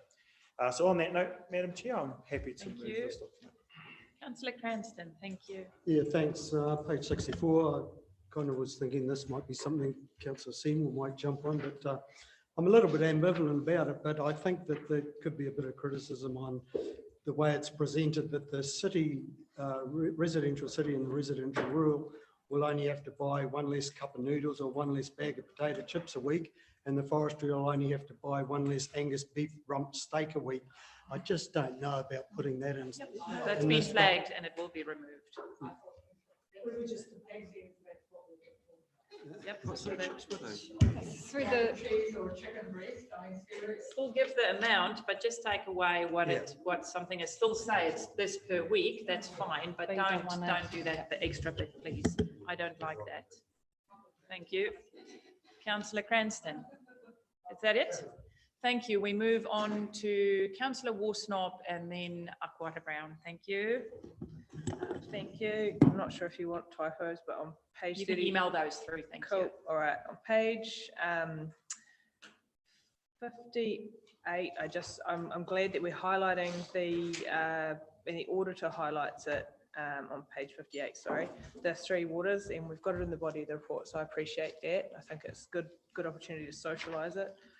I think, actually, Andy, that was probably my point as well, so again, tick that off. What I would like to advocate on page 34 of the consultation document is that we have what we've spent over the last 3 years for roads, and then in the next page down, there's not really a hell of a lot of anything described, and you've got to kind of work your way through the timeline and add everything up to try and get a decent comparison of what it actually means. So I'd like to see us put in the body of that maintain existing budgets what that actually means, because otherwise it looks as though we're trying to hide what it actually means. And just for comparative purposes, I've worked it out, 152 million over the last 3 years. Are you on page 38? 34 of the report and 30, I think they're 2 pages, aren't they? Of the actual, sorry, I was looking on the left-hand side. 42 out of 408. Yeah. Is that it? Hang on. That's 40. Sorry, I've got lots of page numbers here when I look at all That's that. all right. So for comparison, 152 million over the last 3 years. And if you add up below that, we're looking to spend 251 over the next 10 years. So if we don't say that openly, it looks like you're trying to bury it. So I think that it needs to be added. Yeah, Thank totally. you for that. Thank you. That was me. I had Councillor Akuhara Brown, Councillor Robinson. Just 2 things. Firstly, thank you everybody for the work that is and is constantly happening in this space, to the comms team for your mahi to try and be innovative. You are award-winning and champions in the school, so I appreciate that. Page 8, Te Tiriti. Respect to this kōrero, because I know as I've been here over the years, I'm seeing more intensified pushing to ensure we are working closely with our mana whenua, and we're starting to see certainly in projects that have been key in region that work happen. So ngā mihi, kia ora to you, respect to our population. And I know for a lot of people, we're still working out what does Māori, or for Māori, by Māori mean and look like. And there's still people on that journey of understanding that. So kia ora to you, of boldness. And so the second thing I really want to raise is page 9, we talk about our climate change. Sorry, 10. Page 10. It would be remiss of me not to bring this up, because a group of young people, particularly our next generation, who inherit the earth as it goes on in this space. So I love that we've noted climate change is the most significant long-term issue facing our region, our world. Respect, I just feel like our responses are in an active sense of actioning what we could be doing. We talk a bit about less pollutive way of life, but I feel like some of our residents who are particularly passionate about climate change action would like to see be it car-free days type of initiatives and moving forward into a less pollutive way of life. So if we are going to actively be EVing fleets of cars and scootering or motorised, etc. I would love to see us talk of some instances where we are in an active sense doing something, because otherwise it appears we are doing what we can in our response, but it doesn't have that significant long-term issue facing the region vibe. And so I just think our young people who marched and came into here would like to see some actives that challenges to them as individuals by all means, but as a huge entity, what can we be doing or sending our response being a little bit more affirmative action to what we could be doing. Because if you note some of the, continuing the Wainaki Restorative, we've just had this beautiful group of people come in to share about an awa that is speaking to them. So, you know, we are seeing community groups actioning. What are we doing as a collective council? Respect. I should have biked today, I know, but I didn't. But anyway, that's my two views. Kia ora. Thank you. Councillor Robinson, Councillor Faulkner, thank you. Same vein as Councillor Akata Brown, I raised this point at January's hui. I felt that the draft then specifically didn't really, I think my wordings were, didn't give the message that we were taking climate change seriously. Now the word climate change does appear a lot in the document, but I've carefully gone through this document and I still feel we are not coming anywhere near matching our words of that climate change adaptation is a key consideration for the RTP. That's what we actually say in here. And as Councillor Akota Brown has just said, that it's a huge issue for our community moving forward. Staff, I was advised, or we were advised at the last council meeting that there will be a climate action option in the consultation document.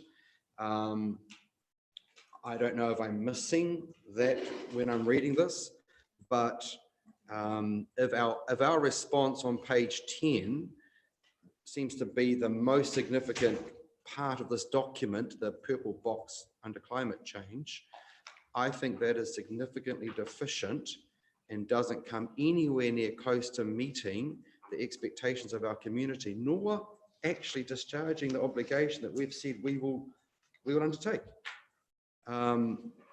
So from my perspective, this is a great document, but on this particular kaupapa, my view is that it is significantly remiss. It's short. Thank you for that. You want to talk about that, Tim? Yeah, I can respond a little bit through your worship. You will actually later on today. Oh yes, well, there you are.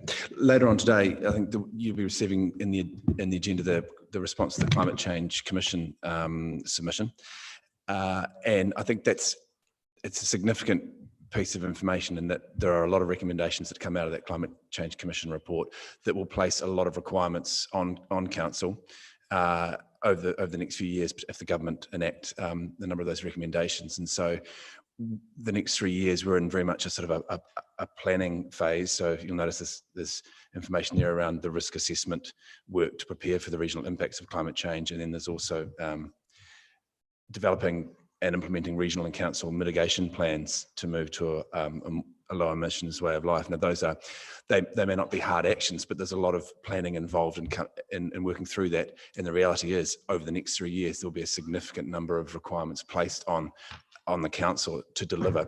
So I suppose in a way, what you will see is in 3 years' time, you'll see a significant number of actions. This is the start. Yep.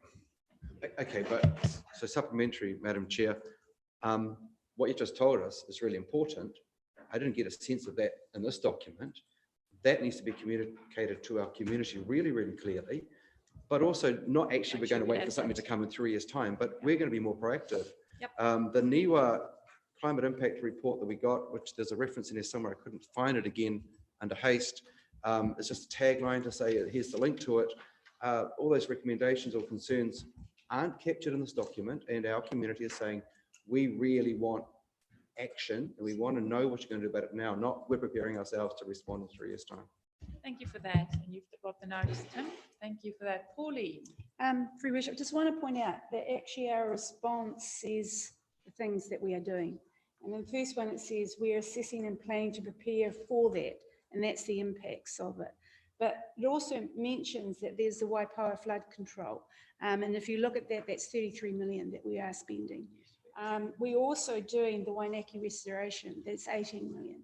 So yes, there is a serious consideration when we're talking about climate change and how we've actually got a lens on that within this LTP.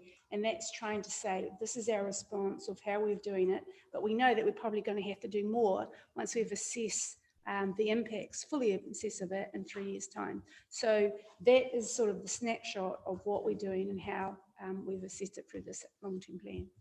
Thank you for that, and point taken and notes taken. I have got Councillor Faulkner, Councillor Sheldrake, Councillor Burdett. Thank you. Thank you, Your Worship. Page 59 of the 408 in our papers, it's, 59. I have to admit I'm slightly offended by the 3 ways you can join in. And I note in our additional paper here, you've changed the tell it to our face to te reo, which I appreciate that. However, would it not be much more inviting to say talk with us? What page are you on, Sandra? Page 59.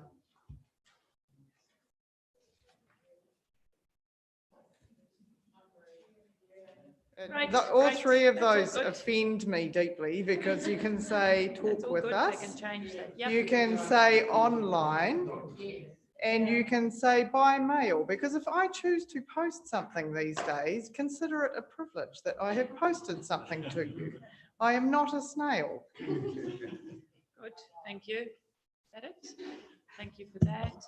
I have Councillor Sheldrake, thank you. Thank you. 24, I was just interested around the wetland comments that they pushed out to 2032. The debate design of the city wastewater wetlands. This will be followed by the purchase of the land in 2030 with building commencing in 2032. Do the landowners know that we're going to be buying their land, purchasing their land? Is there any land? Mr. Wilson, thank you. Through your worship, there are a number of sites that we're in very early discussions with people about. So we have got some areas that we are considering, but we're in very, very early stages of those with those landowners. Thank you. So do we need to say purchase the land in that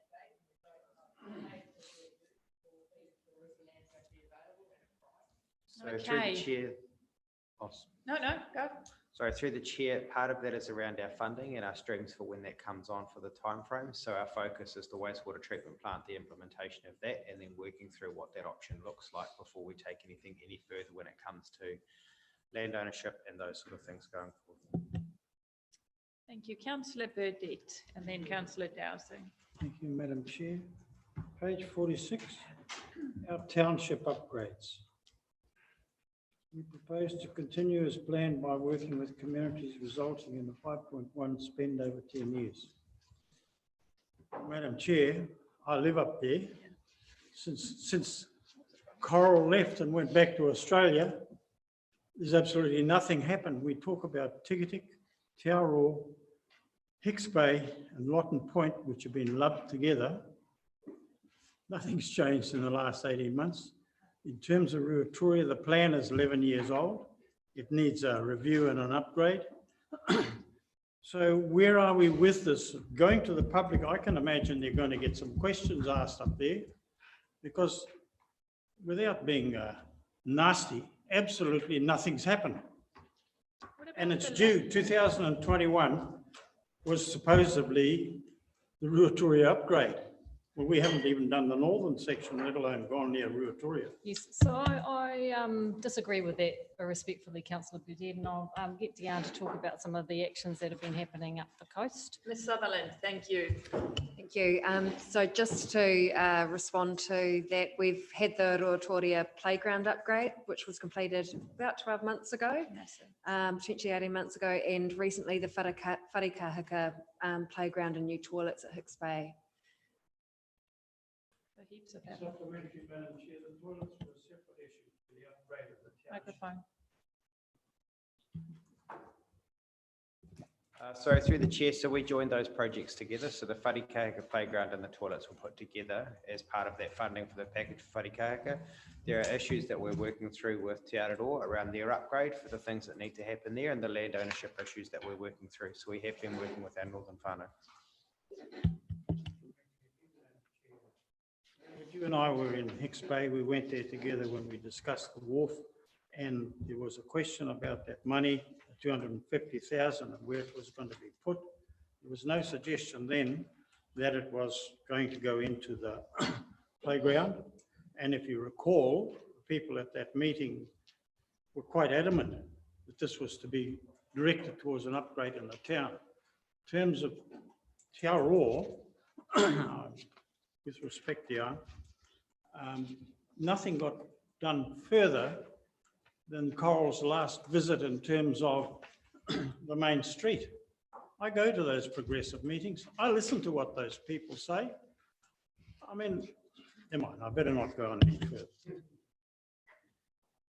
If I may, through your worship, the area for engagement with our townships is around, shall we do some more? And so reflecting on what your observations are, Councillor Burdett, this is about, we have a process and a pool of money, and that's staged in a particular way.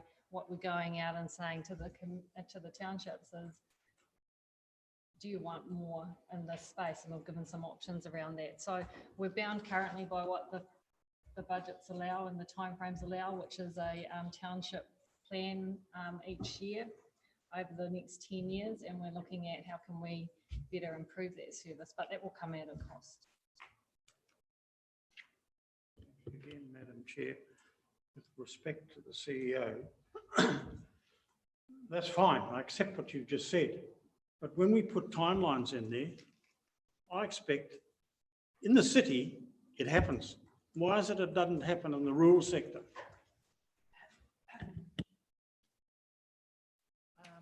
Sorry, I can't answer that. Through your worship, all I can say is that in terms of our township plans, we've been progressing them as we've planned. We've been working with the communities as planned. So in the areas where you feel that we haven't delivered, I think that we need to be clear as to what they are and what the commitments are. Oh, he's going to come back with a supplementary. I expected nothing less. I'm not going to question the CEO on this, but as I said, I live there.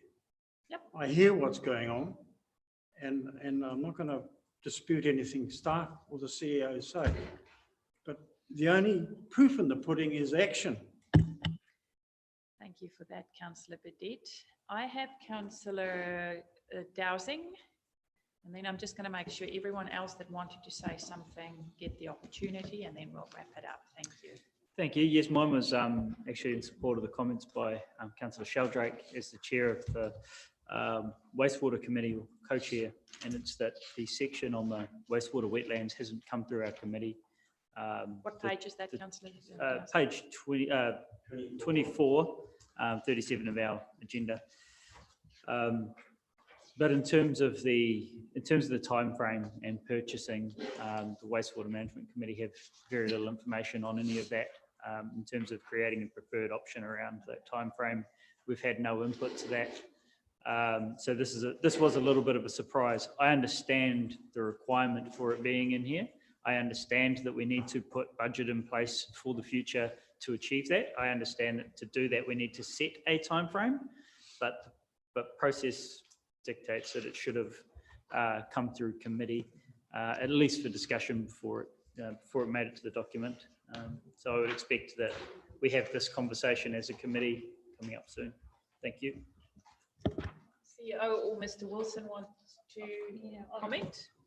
I mean, this has been planned and debated before by council previously around that 2000 and prior to the 2018 one, where council considered those options and the recommendations were made, that the WTAG was involved, and the price to deliver the wetlands was not palatable. And so the decision was around pushing that out and focusing on the upgrades first. It's a council decision to be made. However, in saying that, the Wastewater Management Committee, in terms of the expectations around council's long-term planning going forward, will take that on board around the engagement there. But this is in the infrastructure strategy as well, so it has been lifted, and you've discussed this and been put into. I'm not arguing that it was that this is something that's on our horizon and that we all identify with. I'm just saying that the process of bringing this through committee first would have been ideal, and we do have And our current recommendation that stands at council is that this would be activated when feasibility of reuse of the water is achieved. So consistent with our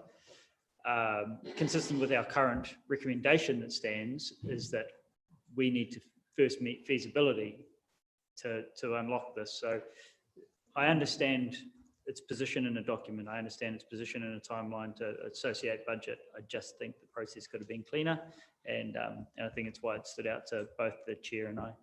Thank you. Thank you. I have Councillor Hughes. I'm happy to second. Oh, good. Thank you for that. No, my thing was a positive thing on page 56, just around the breakdown, how much our activities are costing the household per day. When you break it down that way, we get a lot of complaints about high rate prices, but we are a lot more accountable for the spend of each dollar than our central government is with our taxes. So just leave that there. Thank you for that. So I just want to clarify, Councillor Cranston, you go finish up and then I'll wrap it up. Yeah, just a quick comment. Yeah, in respect to climate change, I agree that there's not a lot apparently happening there, but there is actually a lot happening there that's not in here. And that's our cycleways. And that is a response to climate change. A lot of the work we're doing on cycleways, and it should be within the responses.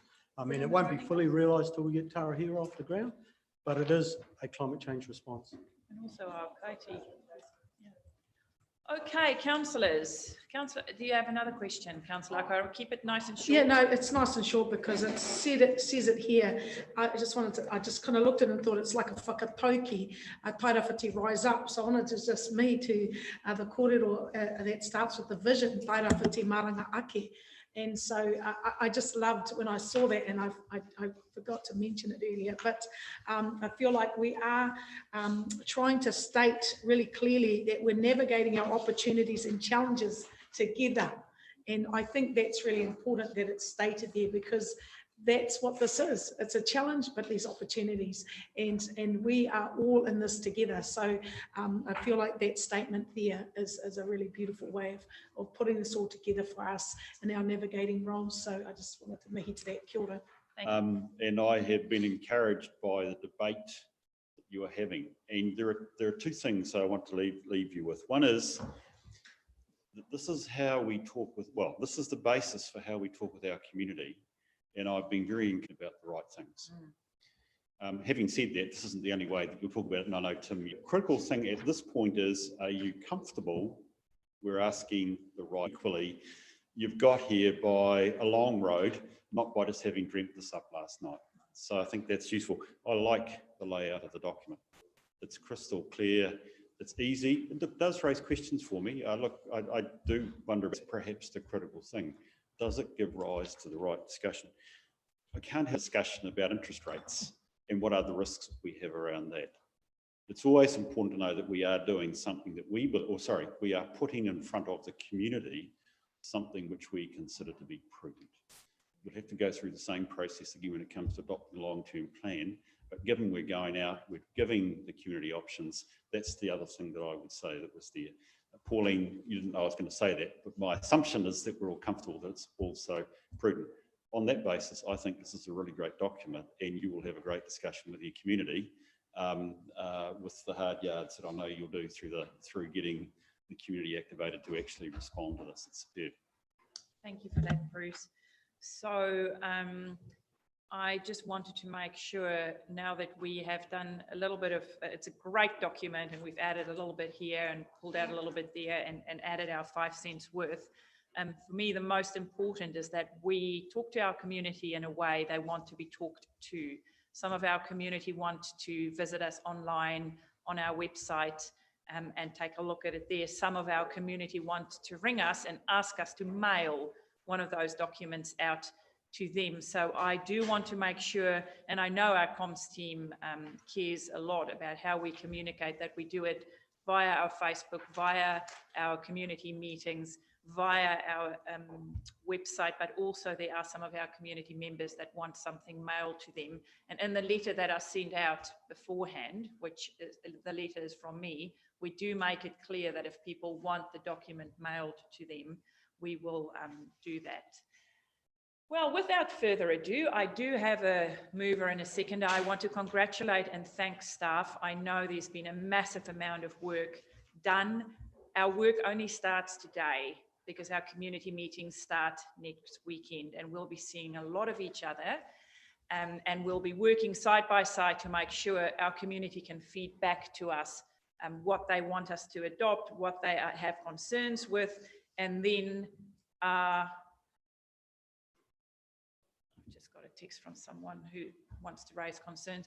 Then we will take the information we get from our community, and we will then listen to our community and make decisions where we take everyone into account. So without further ado, I will put this to voting. I have got Councillor Wharehinga, Councillor Hughes, Nadine, thank you for leading the team in this. Thank you for also leading us and guiding us in the next month when we go out to our community, because a lot of the discussions, staff have the in-depth knowledge and they will be supporting us to have those discussions with our community. So thank you for that. All in favour? Contrary, carried. Okay, thanks a lot, Tim. We will be moving to page 67.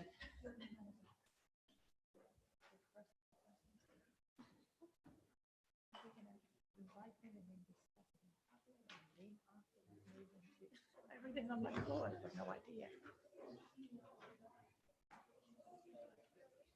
Thanks a lot, James. Page 67, councillors.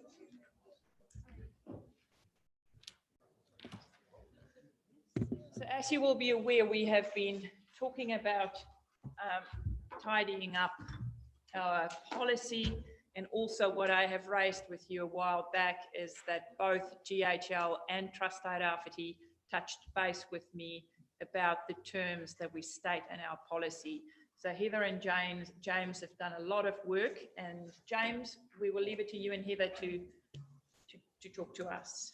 Morena, through you, Your Worship, we'll take the report as read. I've simply updated the policy to reflect the discussion that has been around the council table with the difficulties with the policy as it was.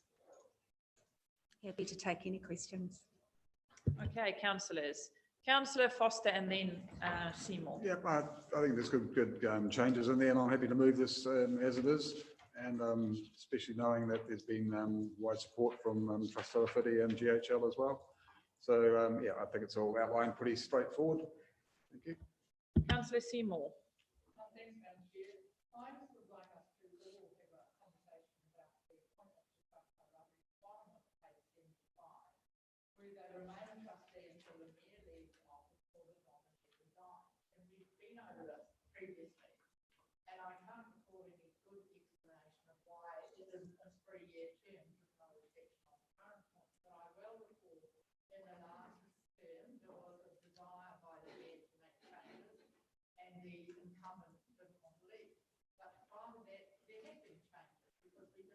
Are you talking about me? Microphone. Oh, sorry. I'm just saying, the mayor, there was a time previously where there might have been a change made, but it couldn't be made because this allowed them to stay there. And if you, some of us can They think, changed a little bit of that. I thought they have changed that. well, it says here they are to remain a trustee until the mayor leaves office or the nominee resigns. And I'm suggesting that they should be elected, appointed by the mayor for each triennium. But I can remove someone if I don't want them there anymore. I don't know that you They can can. go to the removal process. James is trying to tell us something. Sorry, just through your worship, point 10 of the report speaks to that matter. It's actually in their trust deed. Can you speak up, please? Sorry, it's in their trust deed, and point 10 of the report notes that fact. So we have a marry between the report, between the policy and the GHL document in terms of their deed because of the changes that were made to their constitution. But the matter that you've raised, Councillor Seymour, Removal report. sorry, no, I'm talking about the actual report that we've written. So Trust Tairāwhiti does not have this restriction in their trust deed. The policy therefore has a maximum of a 9-year term. So Yeah. This is our appointment process though, and I'd just like us to really thoroughly discuss it because it worked fine going back some time. You can remember when there was the mayor took a turn for a little while, so that would mean he I couldn't. now remember the discussion, And then we councillor had to Seymour, change, but remember why it was voted out, because what they said, and I had this discussion, I was part of that discussion, they said you don't have that right just to replace someone, because what I can then do, if I'm a sneaky mayor, I can say for the next term, Trust Tairāwhiti is talking about this, or the next few months, and I know Pat is really keen on that and she will push council's agenda there. So I will take Shannon away and make Pat the trustee. And I remember that is what came up when Meng discussed that with them. But I'm just saying that we make all other appointments for a term of this council. And I am suggesting that we should be making it for a term of the council. Otherwise, someone could stay there for 20 years, which wouldn't be appropriate. Through your worship. So you cannot override, the council's policy cannot override the trust deed. And the restriction or the specification of that is in the deed. And that's the discussion we had. I know, The I'm Trust perfectly Tairāwhiti aware of it. deed. Councillor Dowsing. Thank you. Just a point of clarity on that. At the end of our terms, we are re-elected. We do not have continuation of service. So at every election, we are retired and then re-elected. So there is no conflict. The mayor can appoint a new person at each triennium. But I hear what Councillor Seymour is saying, because we discussed that, because I was on the subcommittee that worked with Trust Tairāwhiti when we reviewed their deed. And that then came up. But I hear what you're saying, but it wasn't changed in the Trust Tairāwhiti deed. And the other is that there was a point of conflict in here between current practice, which is the remuneration review is done every triennium in here, but that's not the case for the trust. But it's not reflected in the document. That's the case for GHL, I believe, that we review every triennium, but the trust is currently different. Again, through you, Your Worship, that's where the trustee supersedes policy. Any other questions? I had a big question and now I can't find my notes. Does it sound like, oh, there we go. Page 82 of 408, and I'm not sure, Shannon, if you just spoke about that because I wasn't listening. No disrespect, I was busy looking for my own stuff. But it says here, review of board member performance. And we don't really review either Trust Tairāwhiti or GHL. So what I'm saying is, yes, we have got this here, but we should then incorporate. The only thing we do is when there's a vacancy or when it's time for rollover, I touch base with the chair, who then talks to me about the board matrix and what the skills are and what might be missing. But what I'm saying is, if we have a policy, we should do what we say we should do. So for future, we should then, because I wrote here, do we do this, big question mark, point number 8. So either we have it in our policy or we remove it, and we do it or we remove it. Agreed. Agreed, thank you. The other point too is you'll recall in discussions with GHL, the idea of an internal review. Yes, and, yes, no, that happens. council's commented on But that. this is about a board That's right. member's performance. This is not Correct. about the board's performance Correct. as such. And then a question that I ask is, we don't even review our own performance. Why would we be reviewing their performance? Maybe we should be reviewing our own performance. Anyway, Councillor Worsnop. Yes, that was just my point, is we have a review process that we've written in, and you would just presume that if it's looking at the board performance, that it also has the capacity for some individual performance Yes. reviews. Thank you. Any other questions, or is it quite straightforward? Anything else? Councillor, just Sorry. Akuata Brown and then Dowsing, thank you. Sorry, just to get clarity on one of the policy objectives in clause 3 on page, do I say it? Oh, sorry, yes, page 69. In respect to a not comply, this non-adherence be recorded, etc. Sorry, is that something that is in a policy often, or is this in that we say, should council decide not to comply with any provision Is that just a standard policy noting that you can say we're not adhering to our policy? So that's a part of your agenda of your report template, which talks about the policy and planning implications. Council can not comply with policy, but it needs to acknowledge that it's not complying with policy. And the reason And the reason associated for, yeah. with it. So that's part of LGA, part of the Local Government Act. So Section that's a 18. practice we do now. Yes. Seen it many times. And just finally, I know that during this process, over times we've had process issues respect to this. So I just want to say thank you for this policy and the work that's gone into it. So we're feeling confident that we've covered off, so we don't have those little internal moments where we're all going, oh, that was bad process. Yeah. Thank you for that. Okay, if there's no other comments, Councillor Dowsing, do you want to wrap it up for us? Thank you. No, it was a piece on the review of board member performance, as you mentioned, and it was that there needs to be inclusion of an interview with the deputy chair in the event that you're reviewing the chairperson, because there's no current interview standard there. And I also really liked that that was included in this policy, and that we should put it into effect. The other piece I was going to ask is, are we still happy with the appointment process, or in more particular the reappointment process, and having to take the step of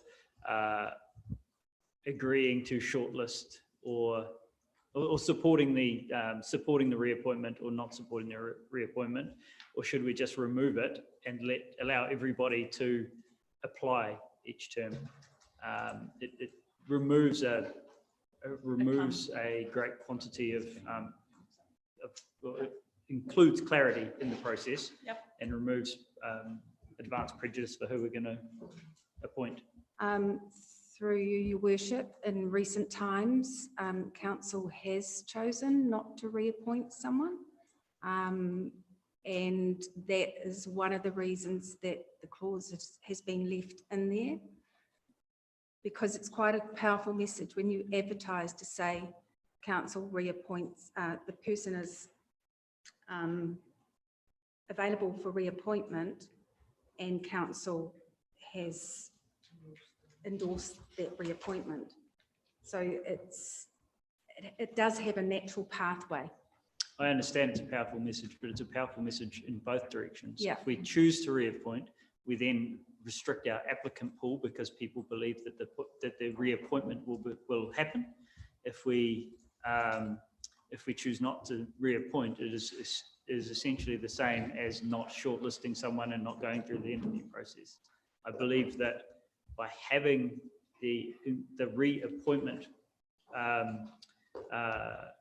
notified that we support or don't support, creates a difficulty in people applying for the role, and it also makes some presumptions around who we will appoint to that position. So I don't support that piece being included. I'm not sure what my colleagues think. Yep. Point taken. I can think of a potential example where it might be a case that council might consider the non-support of reappointing.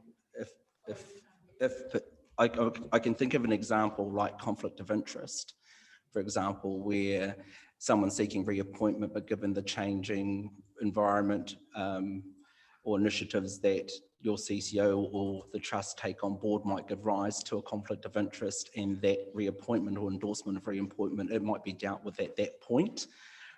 Do you know what I mean? So I can think of where. Yes, I can understand, and I can see a lot of areas where we may choose not to reappoint somebody, but that doesn't need to happen through a statement in the paper. That can happen just through our debate and discussion and shortlisting. It doesn't need to be notified.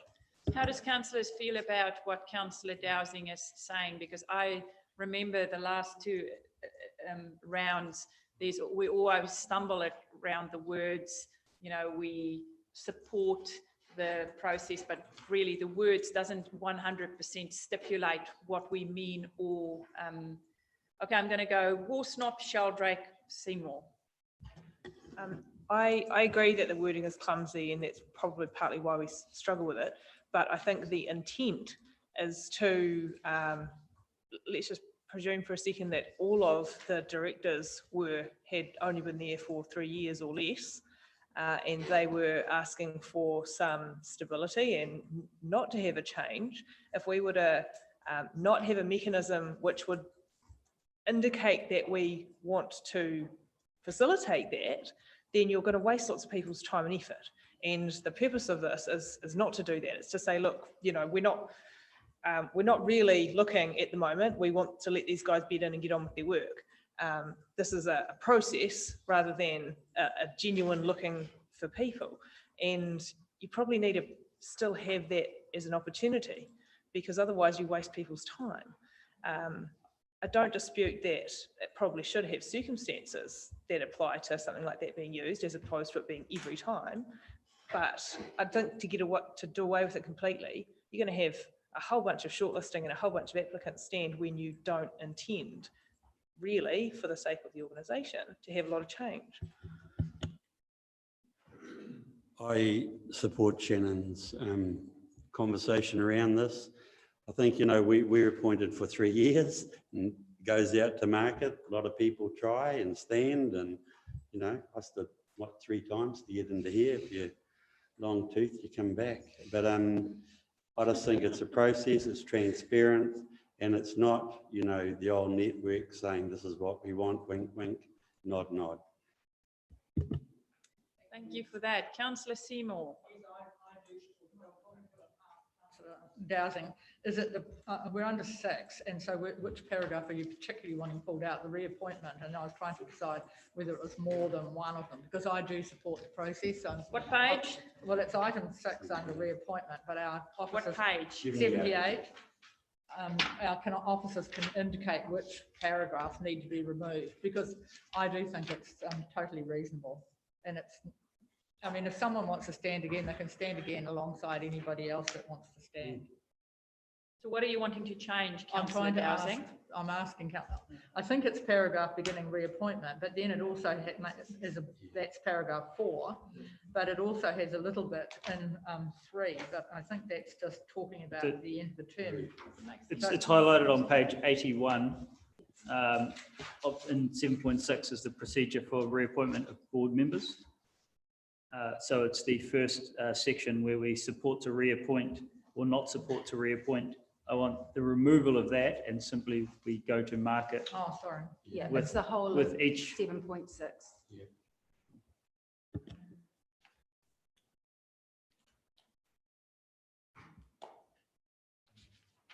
And so therefore, that's my point entirely. It needs to come out of 6 as well under item 6, which is on 78. There's a paragraph there that says reappointment who is retiring, blah, blah, blah, must follow the process described at 7.6. So that should come out too. There's just one line at the bottom of 7.6, which is there is no provision for the payment of retiring or other gratuities to board members. I'll need to find a place for that. Well, that should go under the payment column anyway. It wouldn't stay into 7.6, would it? If 7.6 about reappointment disappeared, that line about payment, which is valid, needs to go under payment. Makes sense? Yeah. Yep. You've got the notes. Yeah. Councillor Worsnop, friendly face. Does that remove the need for the mayor's report, which would then remove whether a retiring board member is a potential candidate for future chair, da da da da? So. No, because the mayor's report would still be making a recommendation to council.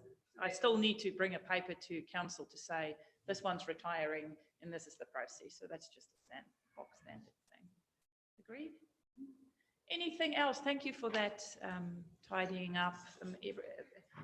Everyone happy with what is being proposed? It just simplifies our process a little bit. Makes sense to James and Heather as well, who needs to work with policy. All good. Hey, any other discussions? Thank you for that. Any other queries or discussions? Right of reply, Councillor Foster. Yeah, well, I did move this, but in light of some of the suggestions that have been put, I'd be happy to move it with those alterations. Thank you for that. Do I have a seconder for what has been discussed? Councillor Dowsing, maybe you shouldn't second it because you're a, I'm just thinking, yeah. Councillor Sheldrake. If there are no more discussions, I'll put it to the floor. All in favour? Aye. Contrary, carried. Thank you for that. So next we are going to talk about page 89, Climate Change Commission. Thank you, Charlotte.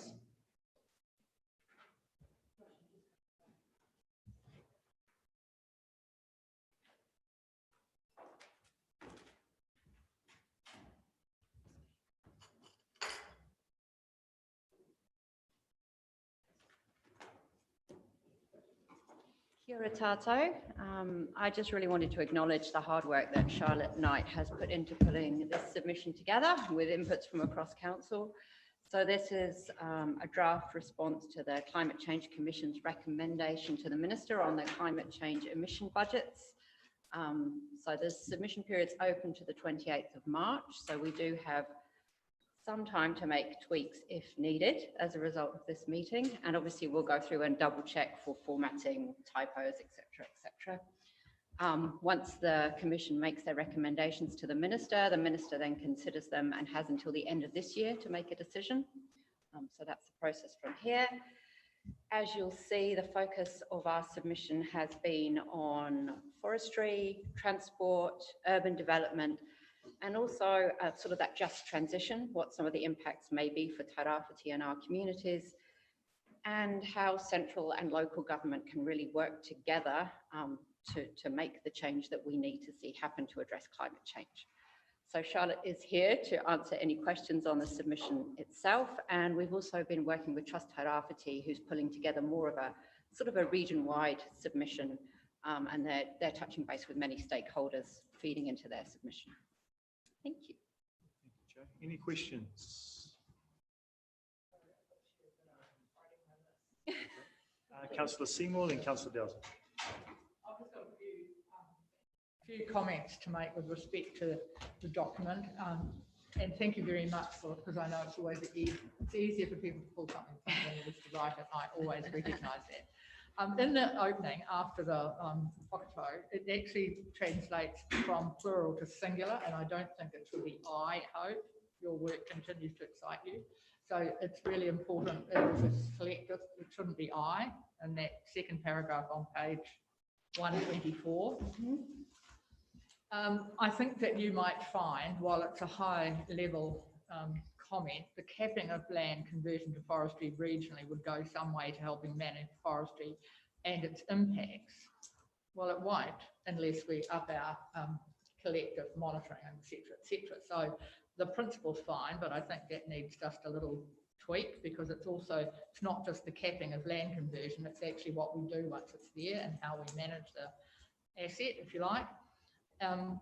So I think that just could need a tidy up. And then in that same page, this is 125 for everyone's benefit, the middle of the page, and it relates to some of the things we were talking about biodiversity yesterday, additional recommendations to provide, and it's about the middle, or the fourth bullet point, we're talking about regional pest management plans to facilitate native regeneration and protect and grow our biodiversity. I think we could strengthen biodiversity in that sentence. We were hot on that yesterday. I wondered what low emission building materials are, but maybe someone knows that. That's in the middle of page 126. Do we know what they are? There's lots of technical information on that. Essentially, some building materials have a larger carbon footprint than others. Right, and we're telling government to do that, so that's okay. And the only one I wondered, this is on 127, where we recommend the Commission broaden the land emissions brief to include the biological carbon removal ahead of just forest instead of just forestry. And we need to acknowledge that grass absorbs carbon as well. So I mean, I'm not asking you to put those very words in, but just tweak that so that we acknowledge the absorbing of carbon. And you're saying, you know, not just instead of just forestry. Well, I agree, we should be saying with respect to grass. I'm back onto page 133 about the Wainaki project. We need to call it the same name as we've called it in the annual plan. And when on the end of the paragraph above, this is right down to the bottom end, it's the last bullet point. We need to talk about pest control on private land. We've talked a lot about pest control in our regenerating and native planting, working with Mana Whenua to achieve a balance between effective pest control and enabling hunting for kai needs to be considered. And we know that that is in relation to Wainaki, but we do need to also enhance pest control on private land as well. So however you get that in there, because we're doing a lot of pest control on public land, but not too much. We need to, you know, we pay a lot of rates for pest control, so we need to keep that alive. I think that's all for now. Thank you very much. Thank you for that, Councillor Seymour. Councillor Dowsing, and then Councillor Faulkner. Thank you. Thank you.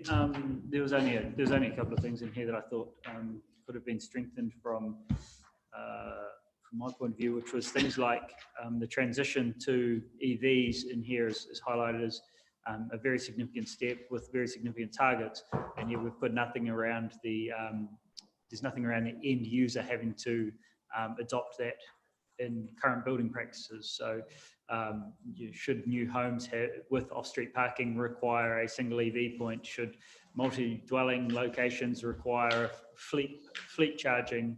That kind of initiative, as well as water storage on site in the concept of circular economy principles. And so a little bit more end user focus, as well as, you know, it's across the waste minimisation strategy, for example, with diversion of green waste from landfill, but it's not across the scope of the recommendations. Thank you for that, Councillor Dowsing. Councillor Faulkner and then Councillor Wilsnott. Thank you. Great report and great response.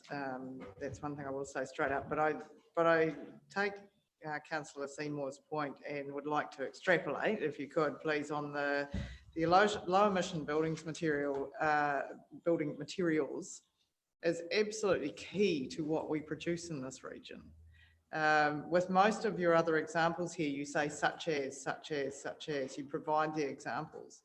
Incentivising the use of low emissions building materials, full stop. You can see where I'm coming from here. You know, we need to really elaborate on what we can do in region already with what we have. Thank you. Thank you for that. Councillor Wilsnott, thank you. Thank you.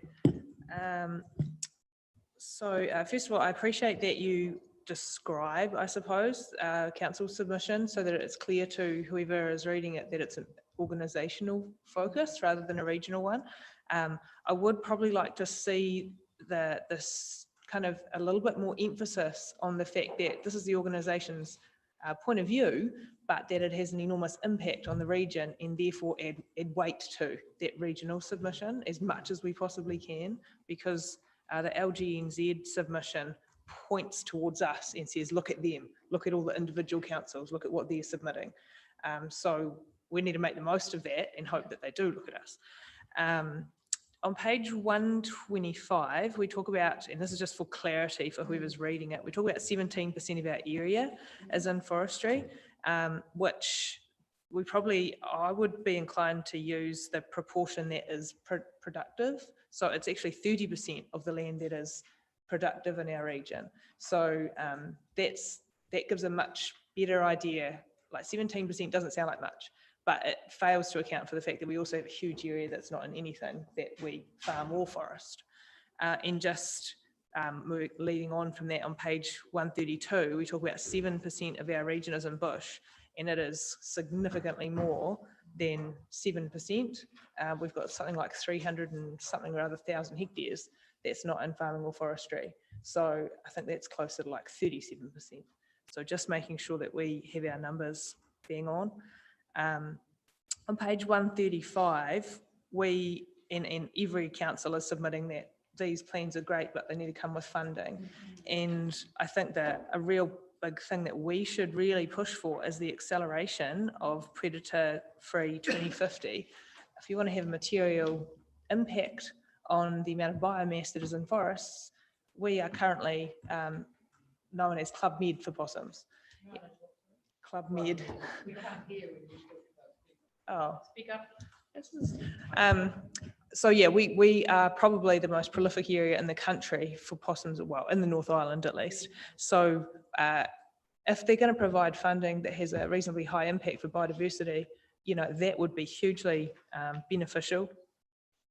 On page 136, we talk about limiting forestry on a regional level. And I think while clearly we've got to grapple with that when we look at the pressures that are coming on, which would lead to large distortions and rapid adoption under some of the prices being modelled for carbon, we need to be quite cautious about what we wish for and articulate clearly what we're asking for. Because if we simply limit using exotic forestry, but the carbon price continues to shoot up to $140 or whatever it is they want it to be, you're just going to have farmers retiring giant areas of their land into Lord knows what, probably, you know, and we lose production forestry and we lose farming, and economically for us, that's still not a good picture. So there is in the draft advice, you've got to read between the lines, but it was pointed out by the Commissioner that they are advising the decoupling of the marginal abatement cost from the sequestration price. We probably need to be clear in the terms of, if they address that, we don't have to address the, you know, adverse effects of distorted markets, which saves us lots of resources that we don't have. And I think LGNZ's submission highlights that sequestration to land should be a focus rather than just sequestration in trees. So I think we could add that. And also want to second what's been raised before. I actually think this is an awesome submission to have been pulled together in such a short period of time. Really impressed, and thank you. Cheers. Thank you for that. If there are no other questions, I do want to compliment staff on a very thorough report. We've covered a lot of bases in here, so thank you so much for that. Councillor Cranston. Yeah, thank you. Page 133 speaks about the native forestry project, and it's got the 1 billion trees there being a particularly difficult fund to get funding out of. Was the project reliant on that? Was there an expectation that we would get some decent funding out of that? And does that push it back at all? Joe, who do you want to answer? Ms Sutherland might be better placed to Dion, answer. we want to talk about the 1 billion trees and if we're reliant on that, how reliant we are on the 1 billion tree fund. Is that what you asked, Councillor Cranston? Dion.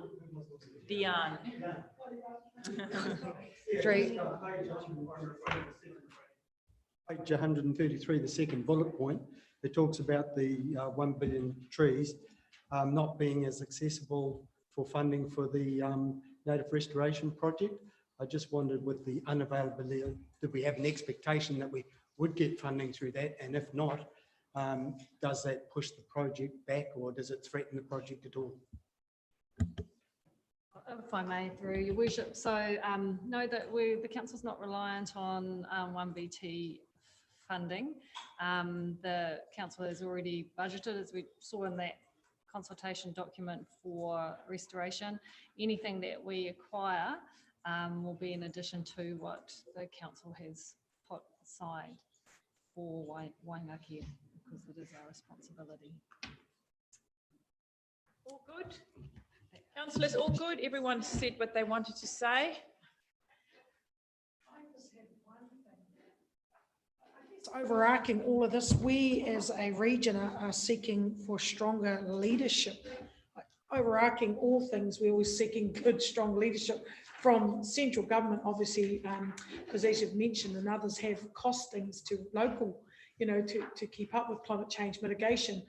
Where do we get that money from? But I just felt like in the report, like I've just circled the blue economy page 125, and I feel like there's like these conversations that are crossing over to trying to find a solution, noting that we have heavy emissions, you know, from forestry industry, and then we're trying to look at native, you know, so I'm just trying to figure out, are we in this report and in our submission, etc., we're trying really hard to state emphatically we've got huge challenges as te tairawhiti because of huge industry impacts, and then we're trying to kind of figure out how to transition.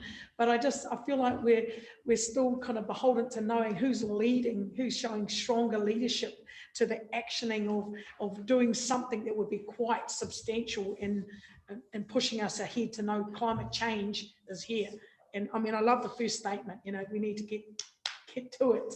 So when reading it all, I was thinking there's a lot of kind of toing and froing around conversations, but we want to see some kind of strong impacting leadership that says we will see in this region through our regional plans, the recognition that forestry may not be best fit for this region, based on all these facts, you know, statistics, incomes, because we've got all these people looking at job opportunities, be it through blue economy or other things, growing native species, etc., in the mix. So I was just wondering if there's a stronger push in our submission to state what's the leadership look like. So we are actively, you know, saying thank you.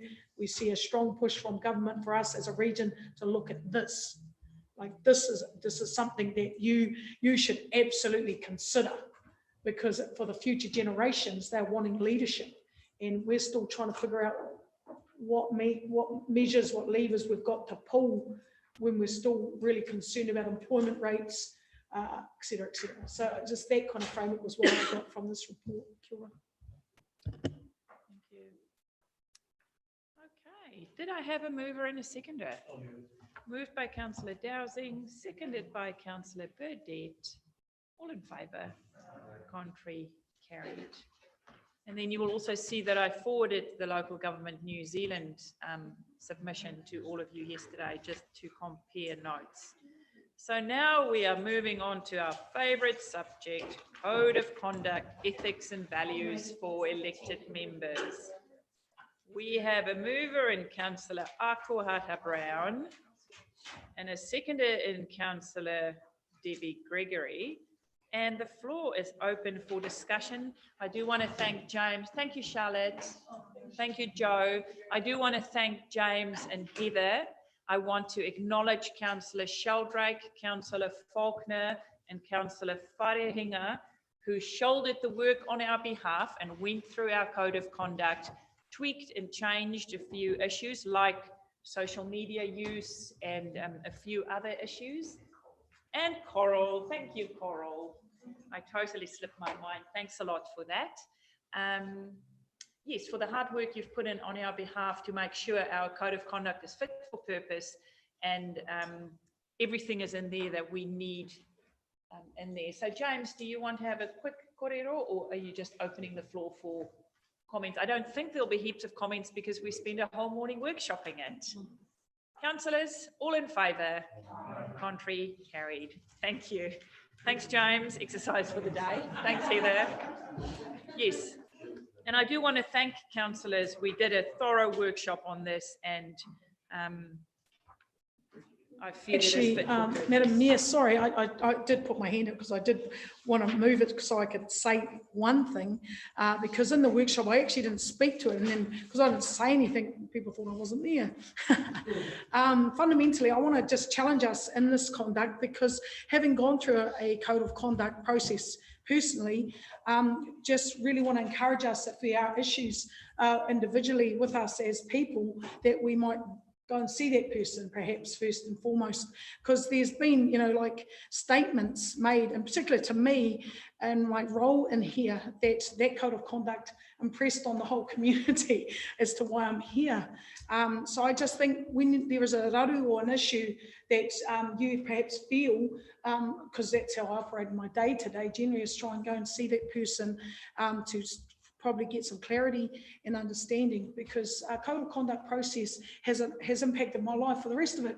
And I didn't kind of expect that in my lifetime, but in some ways it's been good too, because all things work for good in respect to these things. But I just want to say, if you have any, that's what we do as mature adults. We have a chat about it, because I think that's really important for our public to see that we can work things out in respect to these things. But thank you for the work that was done and completed in the space, Ngā mihi. I do want to comment, councillors, around the country, we see councils that are really struggling with how they behave or what happens in the chambers. So I do want to give a shout out to councillors. We do okay. Thank you. Okay. Next, we are going to move to Eden Lane, merge road to one. Hot seat, Mr. David Wilson, welcome.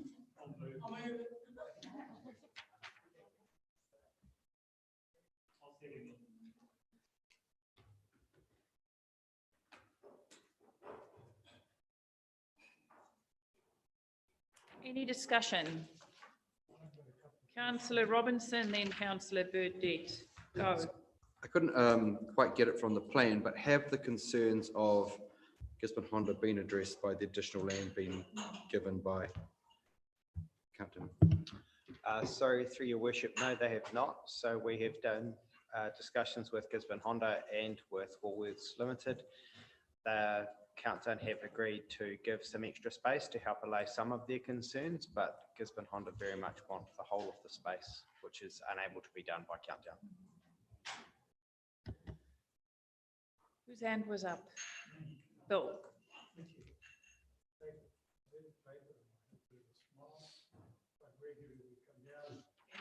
Go through the back road to unload our bikes.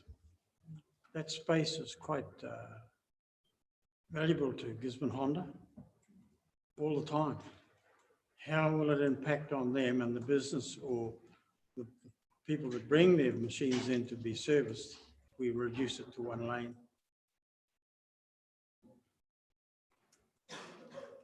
Through the chair, so we're actually going to be, or Countdown's vesting some land so that allowing for the trailers to manoeuvre in and out and better than what is the current situation. Eden Lane is a public road, so it needs to be clear with the thoroughfare at all times rather than being utilised as a potentially an addition to a yard. So when they drive in from Carnarvon through Eden Lane, they will be able to turn and then access out. You just won't be able to drive in from Disraeli. I guess I'll have to accept that because it's going to happen. Any other questions? Then I will go. So part of my job is to go and see businesses who are concerned about what happens. So I was rung by Gisborne Honda on Monday, and I did visit with them and the gentleman from next door.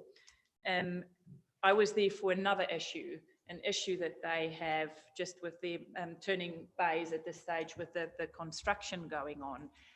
And just by the way, I said, so guys, you are aware that we are planning to change this lane to a one-way. And both business owners said to me, no one has ever spoken to them about it.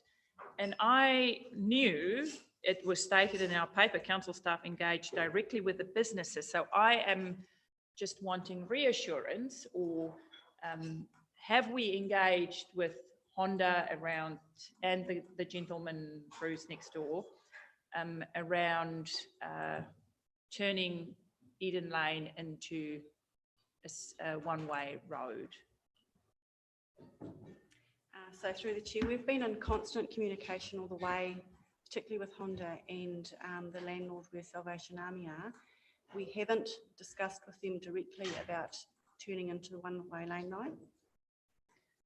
But then I just don't understand why we would not. I know in our consultation it says we don't have to consult with people, but I would have thought it would just, especially people that have businesses onto the back of Eden Lane and businesses that are already concerned about what is going on, I would have just thought it would be best practice for us to go and talk to them directly about what we are proposing, because it will affect them in the end. Can I suggest we lay on the table until that consultation's been done? So through your worship, part of what we're trying to do here is give Countdown certainty going forward. There is no requirement for us to consult with each of the businesses to stop doing what we're doing now. So we've undertaken an assessment on safety, we've undertaken it on traffic flows and those things. What we're talking about changing is something outside of these businesses. So this is our public road that runs through there. What we're talking about with Bull driven down through there, that road is not currently wide enough as it is now. So they have been consulted about the fact that the width isn't there, and given that the building is going to be the way that it is now. What we're asking for is to be able to take forward that process and then the delegation to sit with me as the director to move it forward past that. So it's up to you if you want to hold on it, but it's around trying to give Countdown certainty because they're trying to do their final layouts for them to be able to open their store in time as well.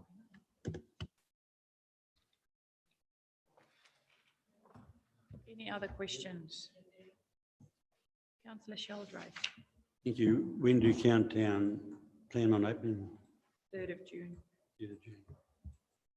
So this needs a quick fix? Well, I hear what Mr. Wilson is saying. We don't have any obligation to consult, but I would think if we mention in here that we have directly engaged with the businesses, it would be best practice to get them on board and maybe get input from them in regards to this. Okay, no more questions. Councillor Worsnop. Yeah, I guess I'm just curious as to if we're engaging with them,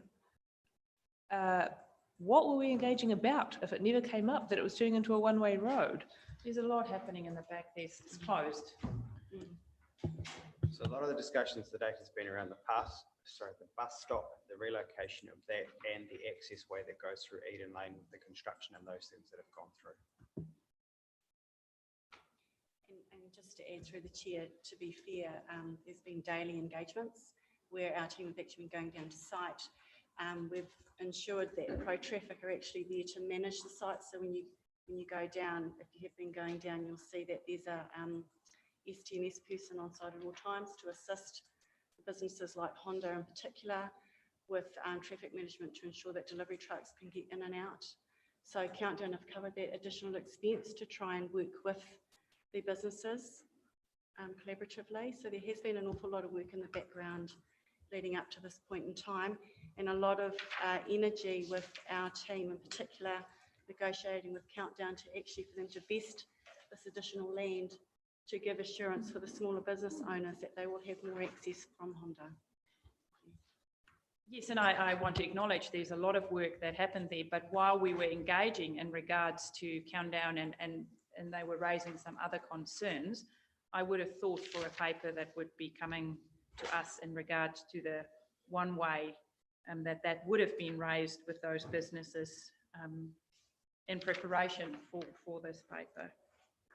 Anyway, I just want to note on that point, Madam Chair, in support of your position, is that paragraph 2 of the report talks about this being identified in the report from October 2020. So this is not something that's a recent development. This proposition has been investigated by Stantec and commented on and been now live for many, many months. And I actually think, I don't think we've done a good job in failing to mention to those business owners that road is going to become a one-way lane. I think that's a really big failing. okay, just to wrap up, this is going to happen because we don't have to consult with, this is something that as a council we are following some rules which we can see on page 238. There are 3, 4, 5, 6 resolutions. I'm not going to read it out. Councillor Seymour. To item 3, the resolution, it actually says a new bus stop on Gladstone Road may be designated. Does that mean that people who use the bus stop for the moment are not going to have a bus stop? What is the time frame for putting back a bus stop into that locality? Can we get a bit of info on that? Yes, so through the chair, we're going to have to go and consult with the local businesses in the area. So with all this information that's come from Countdown and with the traffic management requirements that they require, the bus stop where it currently is does need to move for safety requirements. It's too close to the corner of the road and to the new exit entry access for Countdown. We have been trying to negotiate for quite a few months. One option was for it to actually go into the Countdown car park so that it could drive in and out. We have known 81 patronage members of the public that currently utilise the bus stop that we know of. Of course, we can't determine people that get on the bus stop from outside Countdown, it's just the drop-off signs. So we're very mindful and aware of that. We do have a few options that we are considering, but we do want to consult with those businesses first to discuss. And just to clarify, all that information that was in this report, the local businesses were aware of that at the time about the one-way option, just we didn't personally, Journeys, communicate with them or consult directly because it was in the report that they were provided with. So can I just ask supplementary to that? Thanks very much for that explanation. I mean, what control do we have over telling Countdown where they can put their egress and exit, which I imagine is what the issue is. If the bus stop's going to be too close to an access way. I mean, well, there's X amount of space down there, road, isn't it? But they're going to have a pretty large car park. Have we got any ability to manage that process with them? Because it's a bit cheeky if they get all the brownie points and everybody else has to fit in around them. So part of what we're working through is identifying where that stop works with not just Countdown, but the other businesses around it and the traffic flows for what comes in and out of there. So their current access way that they have now isn't 100% suitable. Some of the, where the bus stop is for them, but then also some of the patrons as well. So we want to identify where the best place to put that is and then be able to move it forward once we've had those conversations. Hasn't that happened? I mean, Countdown, we've known for a year they were building there. They've been playing around for 6 months. I would have thought we might have got to that point. And supplementary, will there be a shelter over it? Because you often see people sitting on that bus seat, regardless of whether they're catching a bus or not, outside Countdown. So will it be a protected bus shelter when bus stop when it ends up getting done? Through the chair, the timeframes have been working with Countdown, which is a large multinational, and their timeframes have been difficult for us to get answers back from them as well. This has not been sitting with staff. This has been sitting predominantly with Countdown, finalising their designs and getting their approvals. For the shelter, that's something that we're talking about with the design as to what it's going to look like. But yes, there will be shelter for people that are sitting there. They won't be sitting out in there. In the sun and the rain. Thank Okay, you. last comment, Councillor Faulkner. Not so much a comment as a question. Do we know, and I fully appreciate your comment around the fact dealing with a multinational, the answers can be hard to extract, but do we know what they're proposing to do with the building that they are vacating? Because that in turn, yeah, but that, my point being that if it's turning into a car park, is there not some way of alleviating the concerns of some of the local businesses, but equally placing the bus stop off the main road, giving them an entrance and off the main road, which could be safer? So through the chair, that's exactly what we were trying to negotiate with them prior, and they've declined that option. They don't want our bus stop on their car park or on their property. Okay, I have got 6 resolutions on page 238 and 239. Mover and Councillor MAB and SD. Is there a seconder for? I've got a mover and Councillor Akuata Brown. Seconded by Councillor Foster. All in favour. Contrary, carried.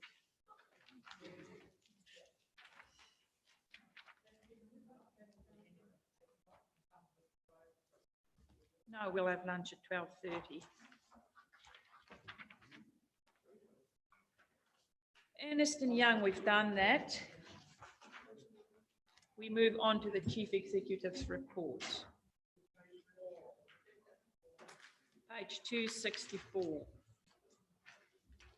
I will take it as read, and I'm sure people might have some questions of our CEO, so I'm going to open the floor, except if you wanted to have a kōrero first.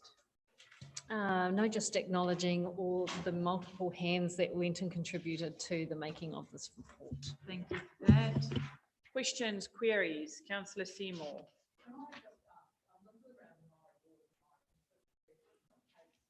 Just speak up and use your microphone. Council, with respect to item on page 6, 271, around the electoral changes, is council going to be able to have a conversation about that before it becomes a paper, like a workshop, so that we can provide information that then council officers write up as a proposal? Mr. Beattie? Mr. Beattie is going to report to councillors today. I asked him last time, so he will give us a thorough update, timeframes, everything a little bit later. Do you want to do it now? No, we can wait. A little bit later? Okay, thank you. Thanks for that, Councillor Seymour. Councillor Worsnock. Yep, my question relates to what's number 6, relationships. Page. Sorry, I have to do lots of 278. Yeah, sorry. So the anti-racism journey, and just wanted some clarity around the fact that the group met on the 16th of February to agree a work program. We had way back in the hearings for the Māori wards, people referring to work that had been done in the anti-racism community in submissions. So how could they be referring to work in there when the committee has apparently only just met to agree the work program? There were apparently already findings according to that submission. So I'm confused. I would have to, through your worship, I'd have to check the submission again, and just because I'm just trying to rack my brain back to end of last year, which feels an eternity ago. At that point, council had already agreed to go on the anti-racism journey and the steps and the things that would entail. I think without remembering precisely what was in that submission, we had been talking about what a work program would look like. We still hadn't quite landed that. And so this part was, we've got a bit more clarity around that, what that would look like.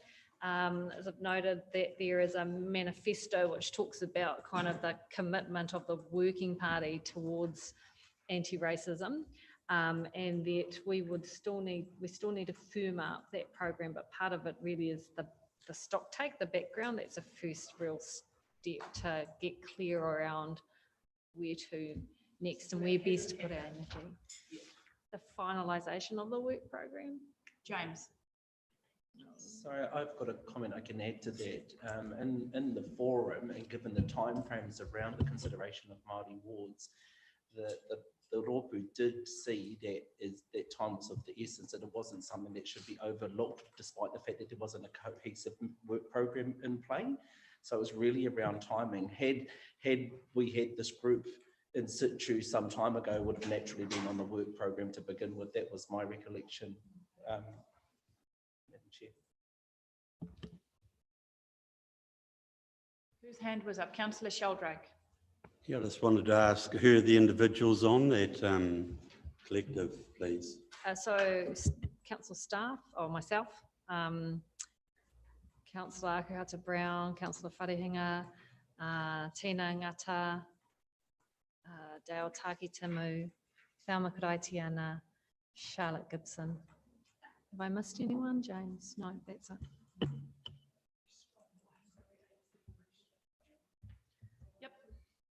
Sorry, I didn't notice my other question.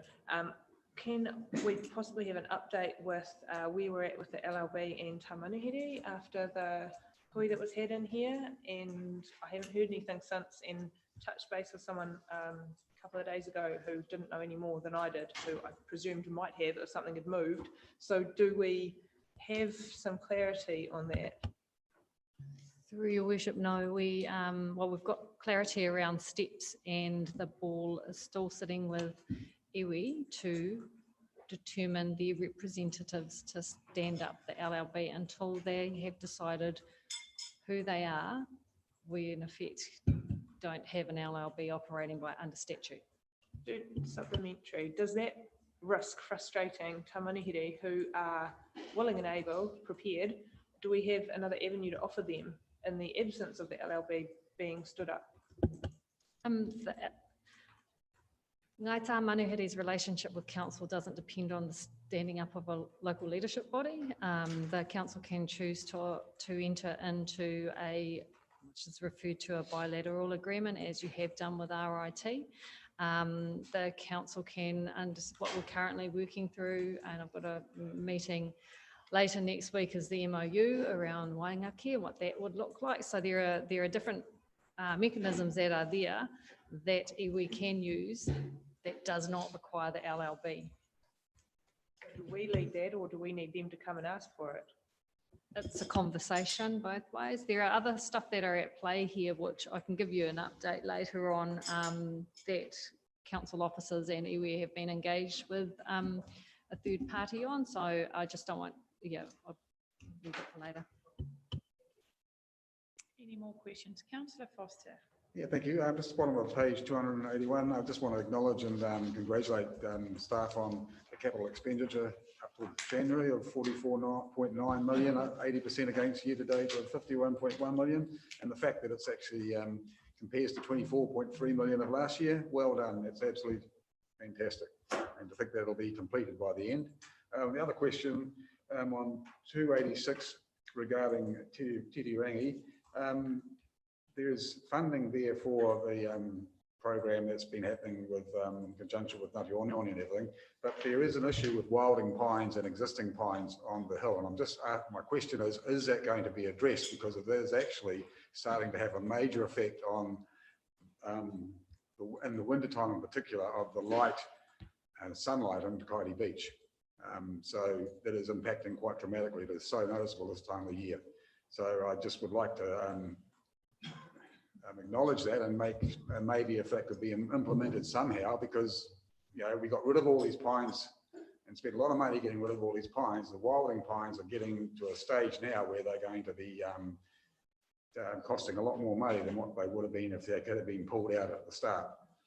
And for them to be at the height they are now is and there's other ones that are actually really dangerous falling on the western side of the hill, which could help bring some erosion down, so certainly worth looking at. And the other question I've got is that what is the latest on the recharge, Makaurau Aquifer recharge program? Because there's nothing mentioned about that at the moment, and I know the program is in its, like getting through its good stage, and if we can have an update on that sometime would be great.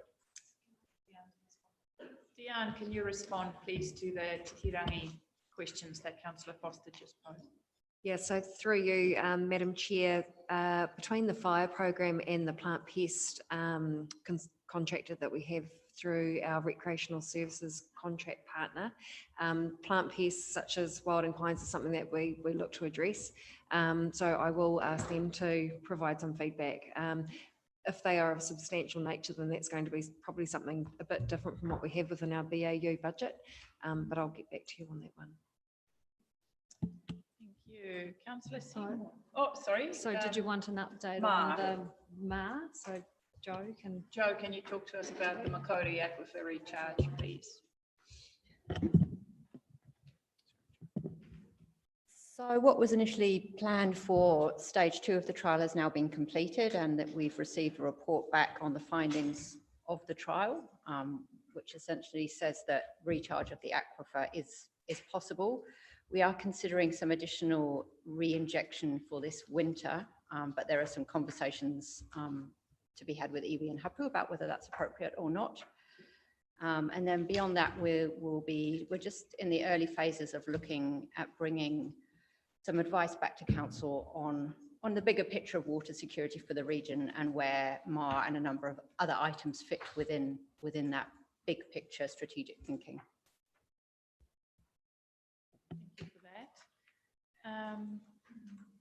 Councillor Seymour, were there any more questions? Yes. Councillor Robinson, go.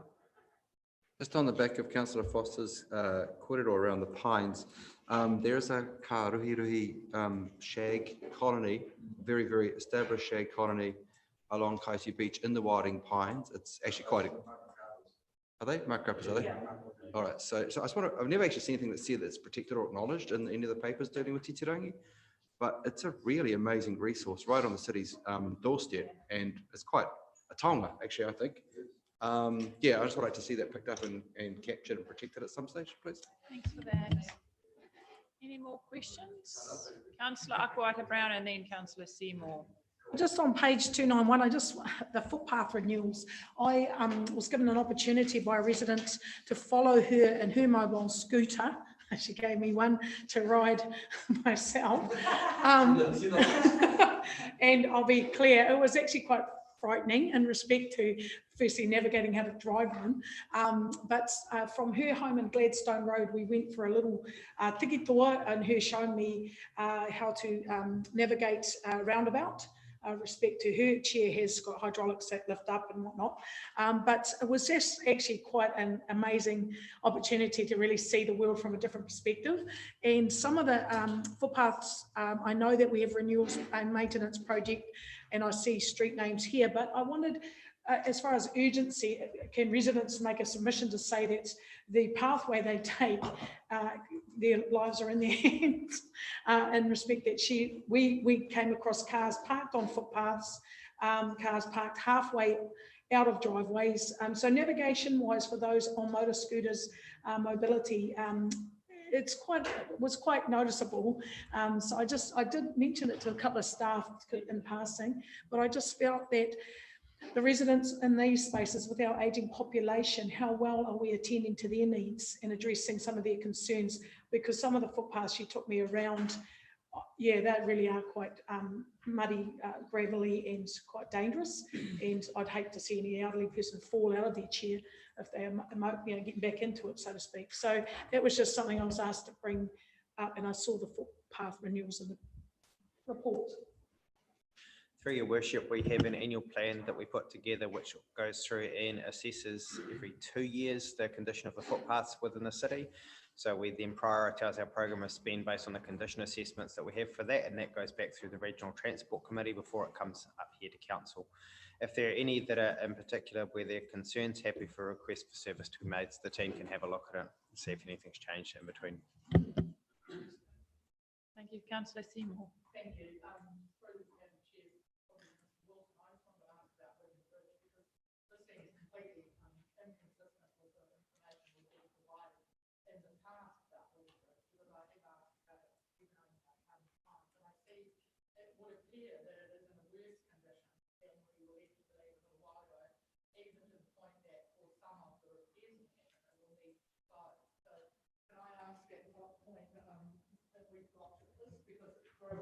More than a year, it has pumps on either end which have been negotiated around and partly smashed and a whole variety of things, and there hasn't been a big project on it since the damage of 2018. So we've now obviously got a new assessment. Can you update us on this, please?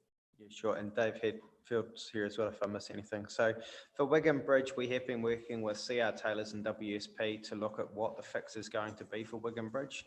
The initial cost came in at $3 million. The team have been working really hard, and we've actually got that down to about $500,000 with the changes in the way that they're going to construct it.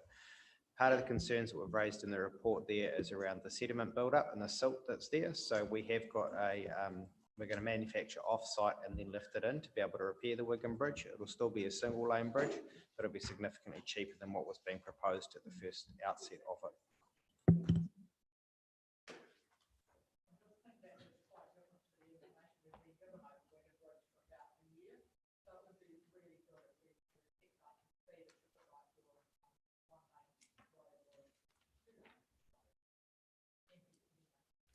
Thank you for that.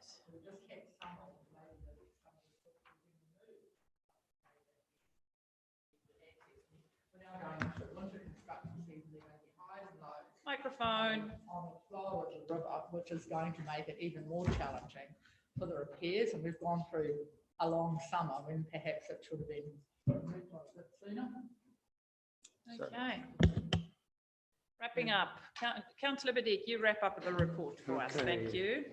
291, maintenance program, regional roading activities. Our Northern Bridge maintenance program has now been completed. I see Dave Hadfield sitting down in the back on Walker's Road. Dave, that bridge has been sitting there for 2.5 years with orange netting around it. The people came there about 18 months ago and told me this is major and needs a fair few bob spent on it. And then above there, despite repeated requests for service, there's a double culvert the side of the Mahora Cemetery, and it too has had netting around it for the last 12 to 15 months. So how can you say the bridge program is complete when the Walker's Road one is still there and the issue in terms of the culvert just up the road is in front of us? Mr. Wilson. So through your worship, when we talk about our maintenance program, that's our maintenance of the bridges. It's very different from our flood repairs and our damage and washout work, which we still have on the books because we haven't secured funding to be able to do the local share for some of those jobs. So, or the NZ Waka Kotahi share as well. So there are different levels of bridge maintenance. That's just for the BAU maintenance. The works that you're referring to for Walker Road and those things refer to flood events, which we're still working through. Thank you, Nadine, for a thorough report and an update. And thank you for councillors for just getting some clarification. Do I have I'll move Nadine's report, seconded by Councillor Burdett. All in favour, contrary carried. So the next large report at the back of our agenda is a noting report for councillors about proposed speed changes. Councillor Seymour, can I assume that this has been worked well through at your committee level? That this has been It has been to the committee, Madam Chair. Yep. So this is just for councillors to take note what is going on, what are being proposed. Is Tina here? Hello, Tina and Dave. Do you want to come up? I know it's just a noting report, so just a little. So maybe just a. Thank you. No, Tina, you take them off. Thank you, Tina. So councillors, this is just a noting report with what has happened. There was some reports to us, to the Councillor Seymour's Transport Committee in December, where they worked through this. So this is just to make sure everyone is informed of what work is going on. Anything else you want to add, Tina? No, no, all good. Councillor Worsnop and then Akwata Brown. Maybe I remember it incorrectly, but I think our maps, our interpretation of the splits, the speed limits, was that at the Regional Transport Committee, or had we not worked it up at that stage? Because I only remember seeing the ones that had come out of Wellington with the blanket kind of 80k everywhere. I don't remember seeing our version, but maybe I was asleep there. So I think we had the townships. Yeah, were so in the not last one. Cool. And the CBD. Yeah, okay, so it is So new. this one, the new part, yeah, is the wider city. Cool. And also the region, which I don't think we've seen before. And so just a question on that. In terms of we've got to justify why we're not adopting the broad blanket recommendations that come up at a national level. And I noticed that we've got, we do have a record of what speeds people actually drive. And I just wondered why we don't make better use of that data, because most people, most of the time, don't crash. So what speed on average is happening in these roads would probably tend to suggest that that's kind of broadly a safe level, because most of the people that are speeding are over that level, right? So we've got a million different colours of what people actually drive. Sorry, on page 353. But our kind of recommended approach really only has 2 speeds, like at regional level. Right. That map that you're referring to is the mean operating speed. Yeah. So that is, yeah, what people actually drive. There's another map which is just above that or behind it, which is the safe and appropriate speeds, which the Ministry of Waka Kotahi have calculated. There's been like a calculation since 2016 on what is a safe and appropriate speed. And that's based on a lot more things like risk rating, land use, function, form, all sorts of things that they can now calculate, and they've used maps to do that. So that's what that safe and appropriate speed map is, more about 2 speeds, less speeds, probably about 4 speeds. And then our map is trying to bring a sort of a local flavour to that, because some of those speeds aren't quite right. It's data dependent. Yeah. So I guess my question was, does this map of ours, which was probably more than 2, it's 3 speeds really when you look at that, does that take into consideration the information which is in the map on page 153, which is a lot more granular and probably speaks a lot more clearly to what is sensible speed on lots of our roads? Right, so that mean speed. Yes, well, the Like, ministry's, does it use that data? it does, but through the safe and appropriate speed map. So yeah, that. And I'm just making it clear again, this is an info report. It's not really that we're changing anything in there. It's an info report, but as you will see on page 303, we will be discussing this with our community as part of our consultation. Councillor Robinson, did you have a question, or did you just wave out? No, it was, but there was someone else. That's all right. I'm the chair. You speak. Okay, I've got 2 lights over there. Good, good.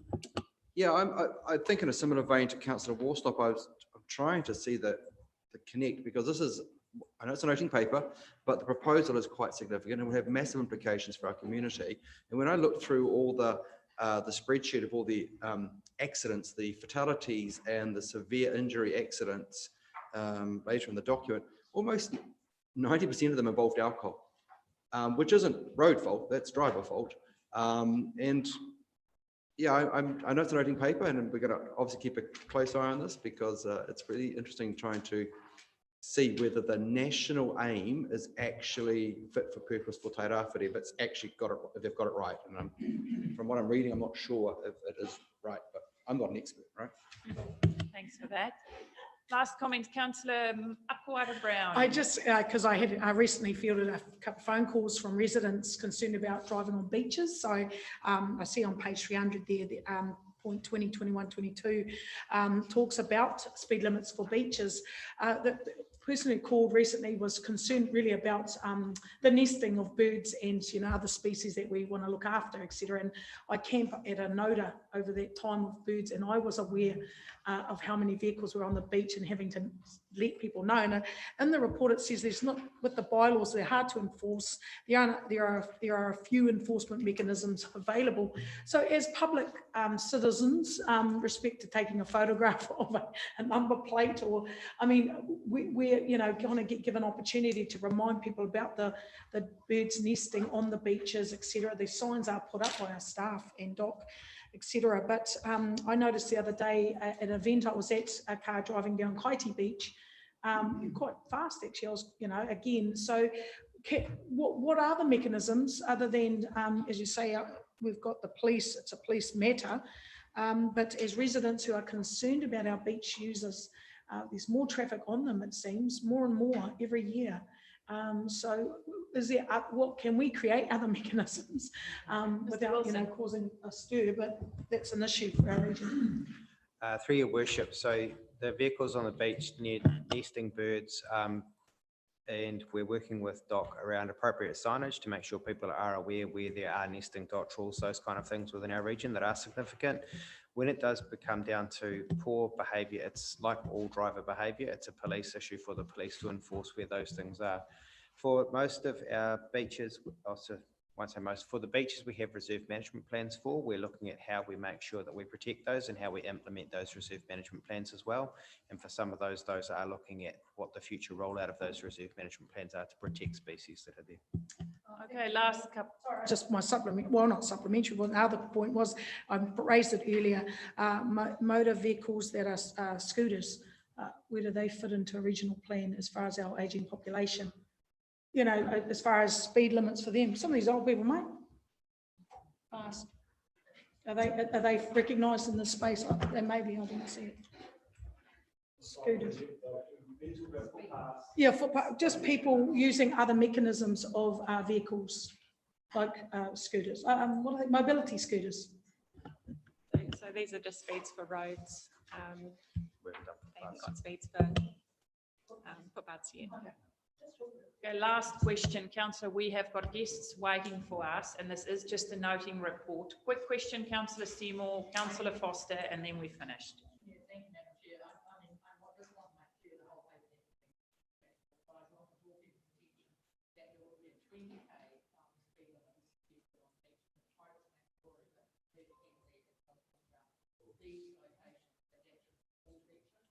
Microphone.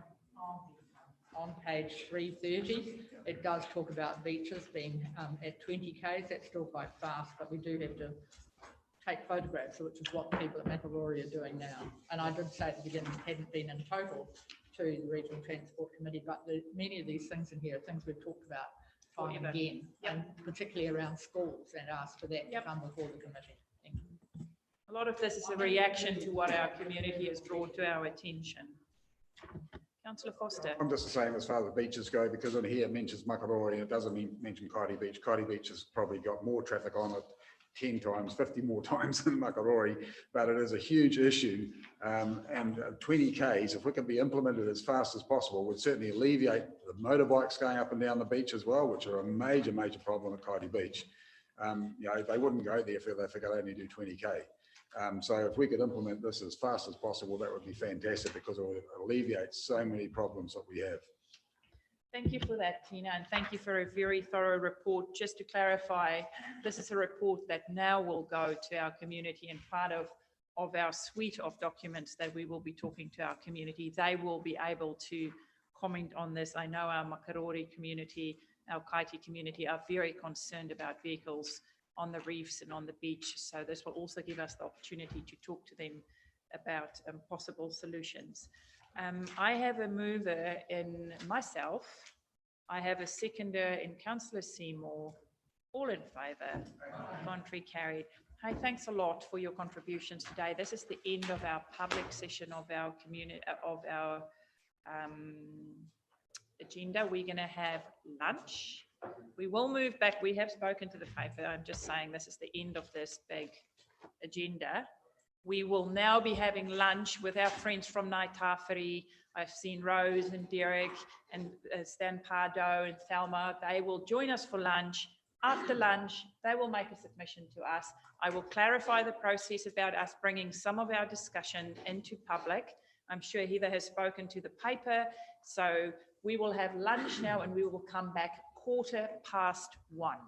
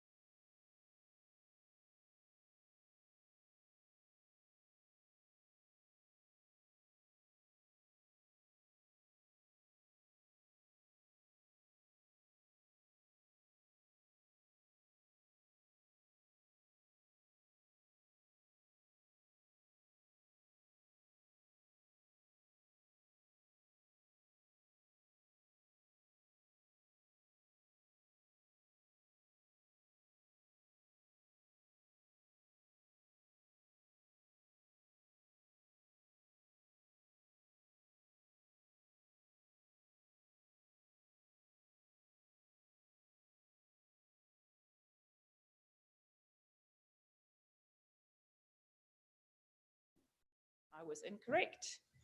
We are still in public and we'll move later into public excluded. So without further ado, we have our dear friends from Ngāi Tāwhiri here, Thelma, Stan, Derek, Rose. He tino mahana ki tēnei hui, ngami kia koutou katoa, nō reira, tēnā koutou, tēnā koutou, tēnā koutou katoa. The warmest of welcomes to our hui today. Thank you for having lunch with us. I invite you to join us here, and we will be listening to, there are 4 chairs if you want to join us.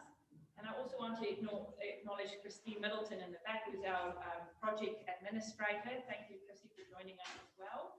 Please take a seat. And I'll turn, so we can just leave this on.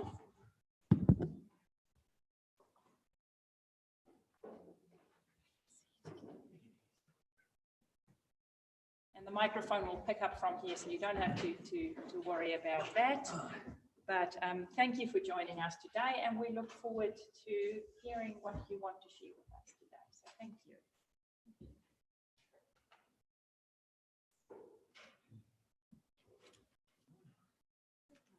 Bueno, kia ora tātou. Kia ora koutou ngā pūkonohi o tō tātou kaunihera. E pupuru nei ki te Māori Manawatapu o tēnei o ngā whare e tuake nei. O te awarua, i tēnei wā, ka huri te kai. O taku waka te wai aku kamo ki ngā wai e rere nei. Ki tērā kōrero hia reka tiai e o tātou tupuna. Ka maka te wai tapu ki te wai weheru. Nō reira ki o tātou mate, haere atura, ka huri ki a tātou. Kua whakalau I ka mai nei tēnei rā, koutou e wānanga na ngā kaupapa o te wā. Tēnā tātou. I'm really here, he kai tono noa mō tuku whāpā, tuku kōkane. We're here to talk a wee bit about our stance as Ngāi Tāwhiri and the position that we hold in regards to the swimming pool. We come from a waka people. Our latest waka is Rehutai, and we've just won the America's Cup. On top of that, we're also part of the Nuku Taimemeha traditions of Maui Potiki, the Ngāpuebil. We're Nuku Tere, Tere Anin, the Karoarau, Takitimu Horotu. Those are our waka that our tipuna landed on this land, in particular the Horota waka and the priestess Hineha Kirirangi. If I can take a moment of your time with this particular woman of note. She was entrusted with the art of looking after Rongo, the god of peace, cultivated food, in particular the kumara, and the well-being of our people. Certain times she was elevated on a platform and to get entrance off the waka onto shore, our ancestors would have to pass between her legs to get entrance into a new land that we now call Turanganui-a-Kiwa. If we wish to go back to Hawaii, we would follow that pathway back the same way onto the Horota waka. It was from this elevated position that she was placed onto the ground, and on those pieces where she landed, they became sacred. One of those sacred places is where the swimming pool is. And the fire was lit there to mark that occasion, and here are our descendants. I'm also included in that of Ngāi Tāwhiri, who hold on to that ahikaroa position. On that site at the moment, sacred site, we have an aging sewage pipe. And on top of the aging sewage pipe, we have an aging swimming pool. On top of the aging swimming pool, you have me aging in front of you. What we want to do is move the pool. And I think we're being irresponsible if we don't, because this is about our mohopuna and about our children and for the future. We're not being overly protective, but what we want to be involved in is the co-design, so that we as a people and our inclusive nature in which we work together makes it Tairāwhiti driven. And I think that's hugely important, because we don't live in a concrete jungle, we live here. This is our bit of paradise. This is a bit of who we are. We're inclusive, and we want to be involved to make sure that our position in this little bit of paradise belongs to us all. And Ngāi Tāwhiri as mana whenua, mana tangata, mana moana, is in the house today, and I'm proud to stand on behalf of these people because Ngai Tawhiri, for a long time, have been quiet. However, Ngai Tawhiri Mātea and Tirapare and all of our relations that we tap into Chaitanga Mahaki, Lunga Whakata, who are our major tribal group, Ngai Tamanihuri and across the river to Ngāti Oneone, we believe we can do something that's really going to be creative. More importantly, with a wee bit of magic, we can do anything. Koe no, huri noi I tō tātou whare, e te rangatira, korua tahi nei. And certainly looking at the amount of women that are controlling us, that's exactly the way it should be according to Hine Hakirira. So, and listening to the note of you all laughing, that means that Maui Potiki was definitely right when he tried to conquer death and was told no. And in that night, we're saying yes, we want to be part of the delivery, which creates something that's of importance for all of us, whether we're from Turanganui Akiwa up into our Ngāti Pro relations, Taitanga Hauiti, even further south into Ngāti Kaungunu. That's what we're all about. No reira, tēnā koutou huri noa, I tō tātou whare, tēnā tātou katoa.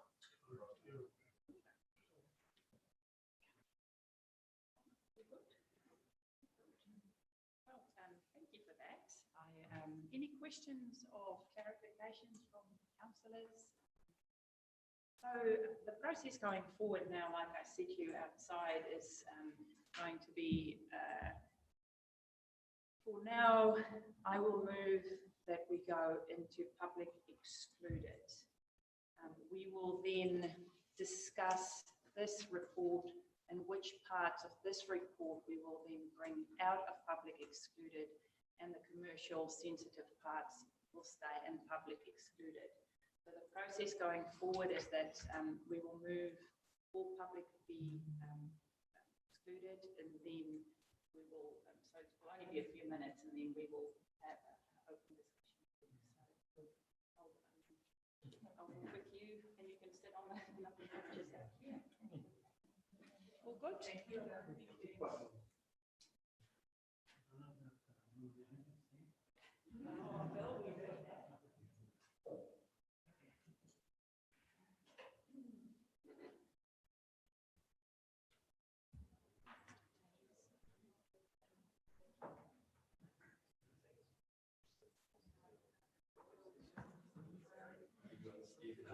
Yes, yes, I will address that.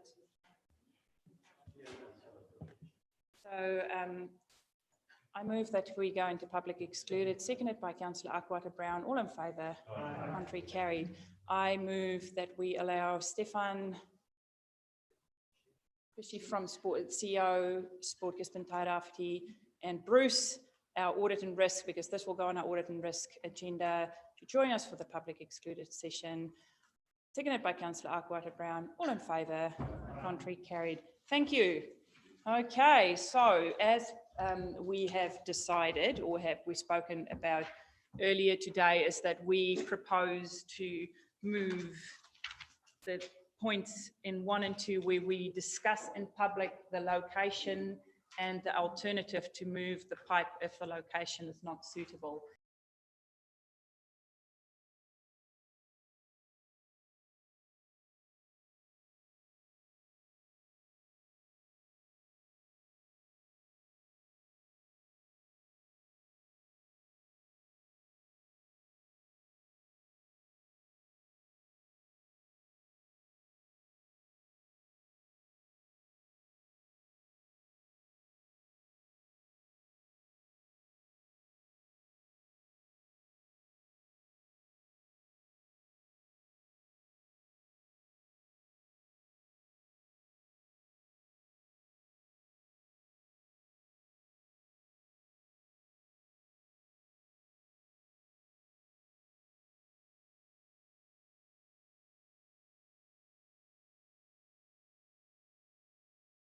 Contrary, carried. Can you please so councillors, we will only be discussing location of the move, and if the location is not suitable, the pipe. So please stick to those issues. Thank you. Welcome, Alice.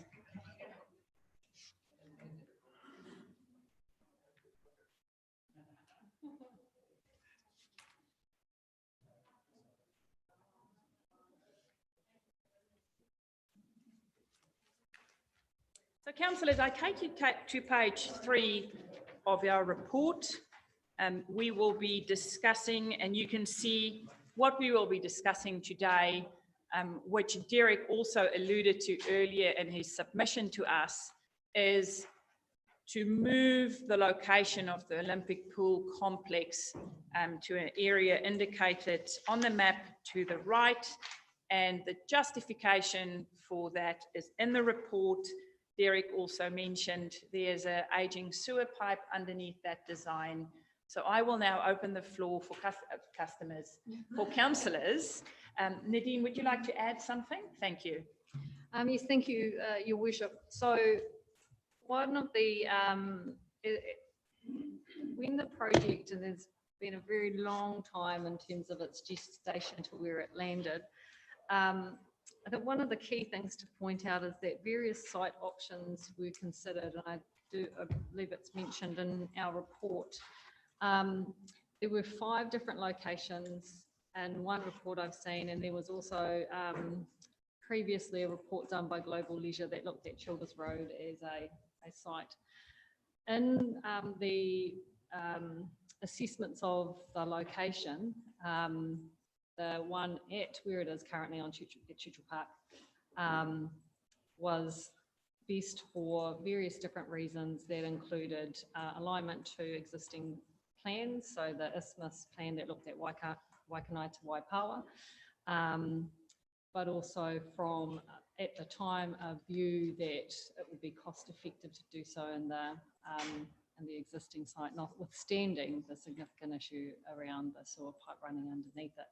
There were also concerns at the time that because of the status of the land that it would not be, that council would not be able to move it. The land is one parcel, and so I've pointed out that the legal advice that we have received and has been received independent has outlined that it is within the use of the land. So because Churchill Park's split up into different lots, this is on the existing Olympic pool complex site.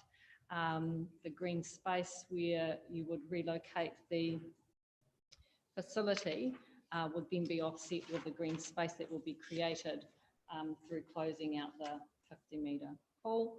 And it speaks for itself in terms of resilience around not having a sewer pipe running underneath the new build.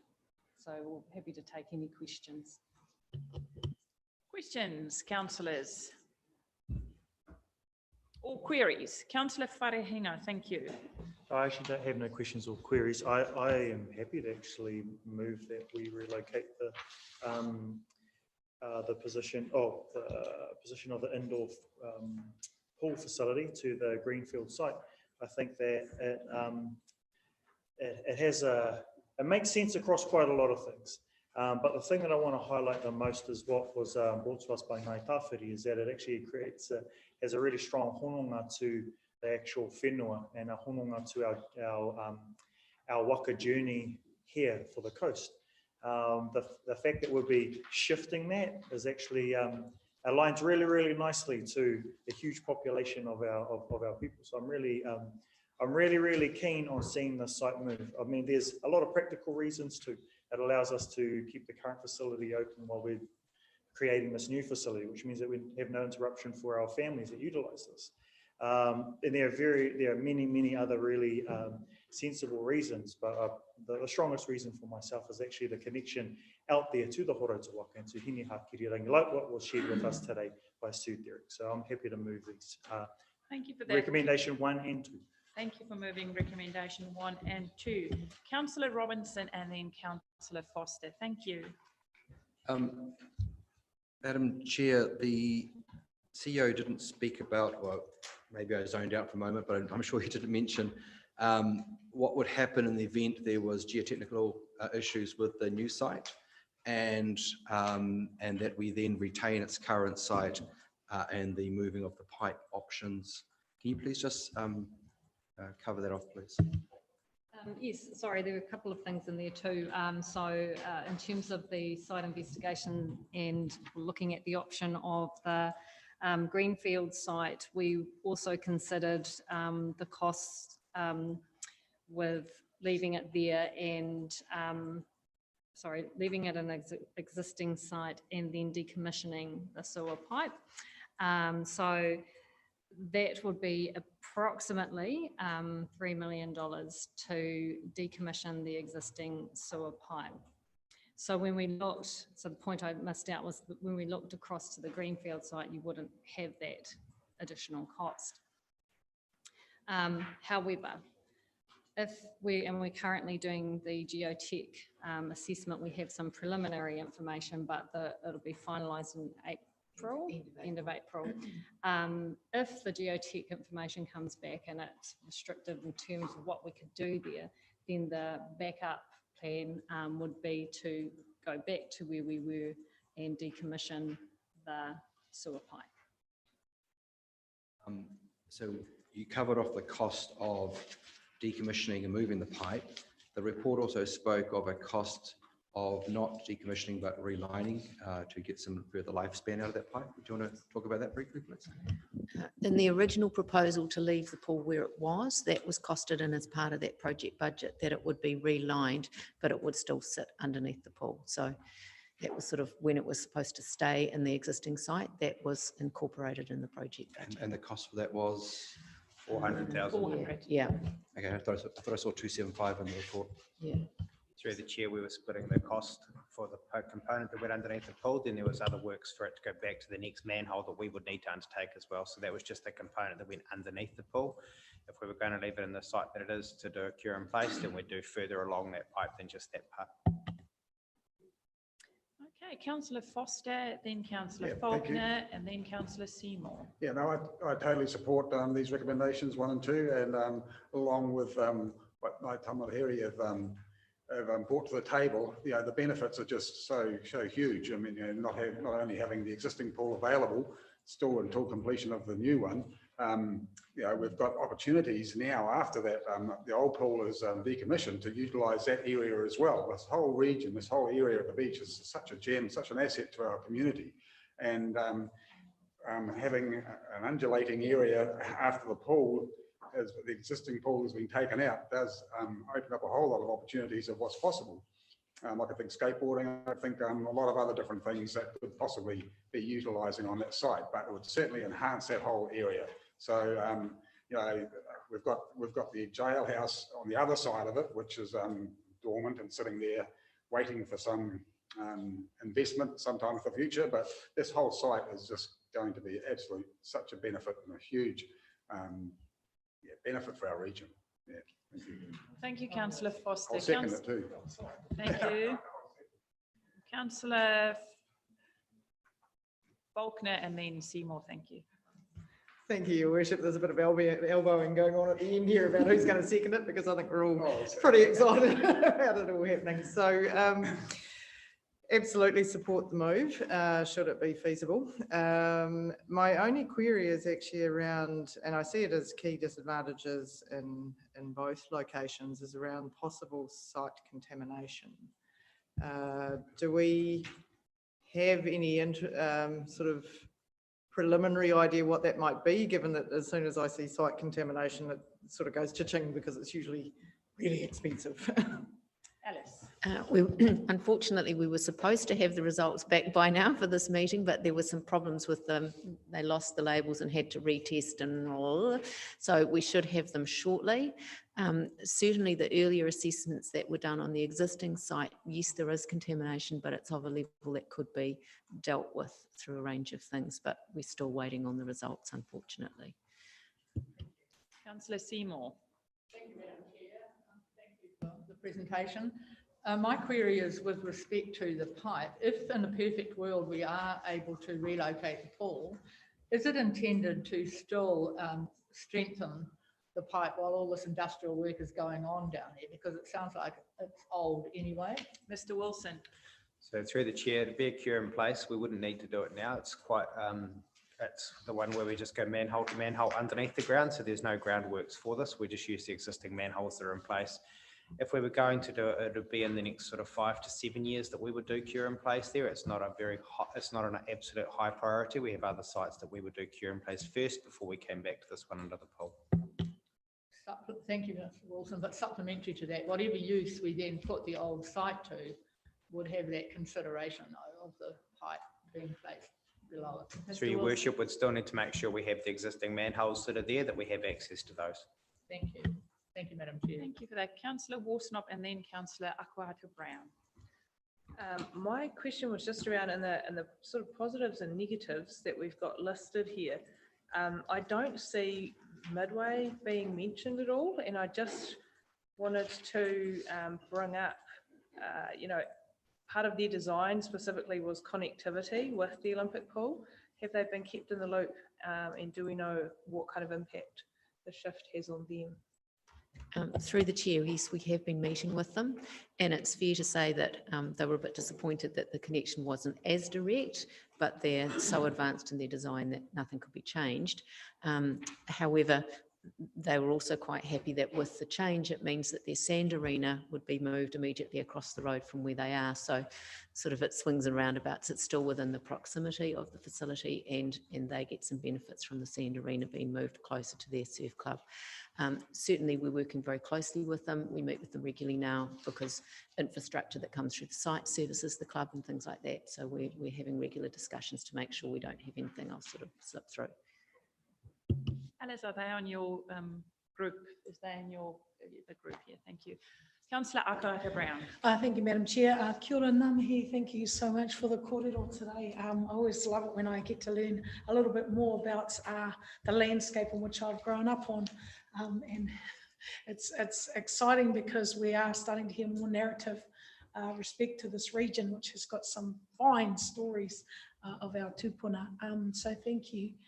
I guess for me, I'm just, one of the things when we look at a project of this scope, like this is a major project for region, it's one of the most utilised municipal spaces. It's been a part of my childhood, and now I live across the road from it. So this part of the region, the costs and everything involved in it, I feel a little heartened because I live so near it. But I just wondered if, you know, in the opportunities that exist, you know, we learnt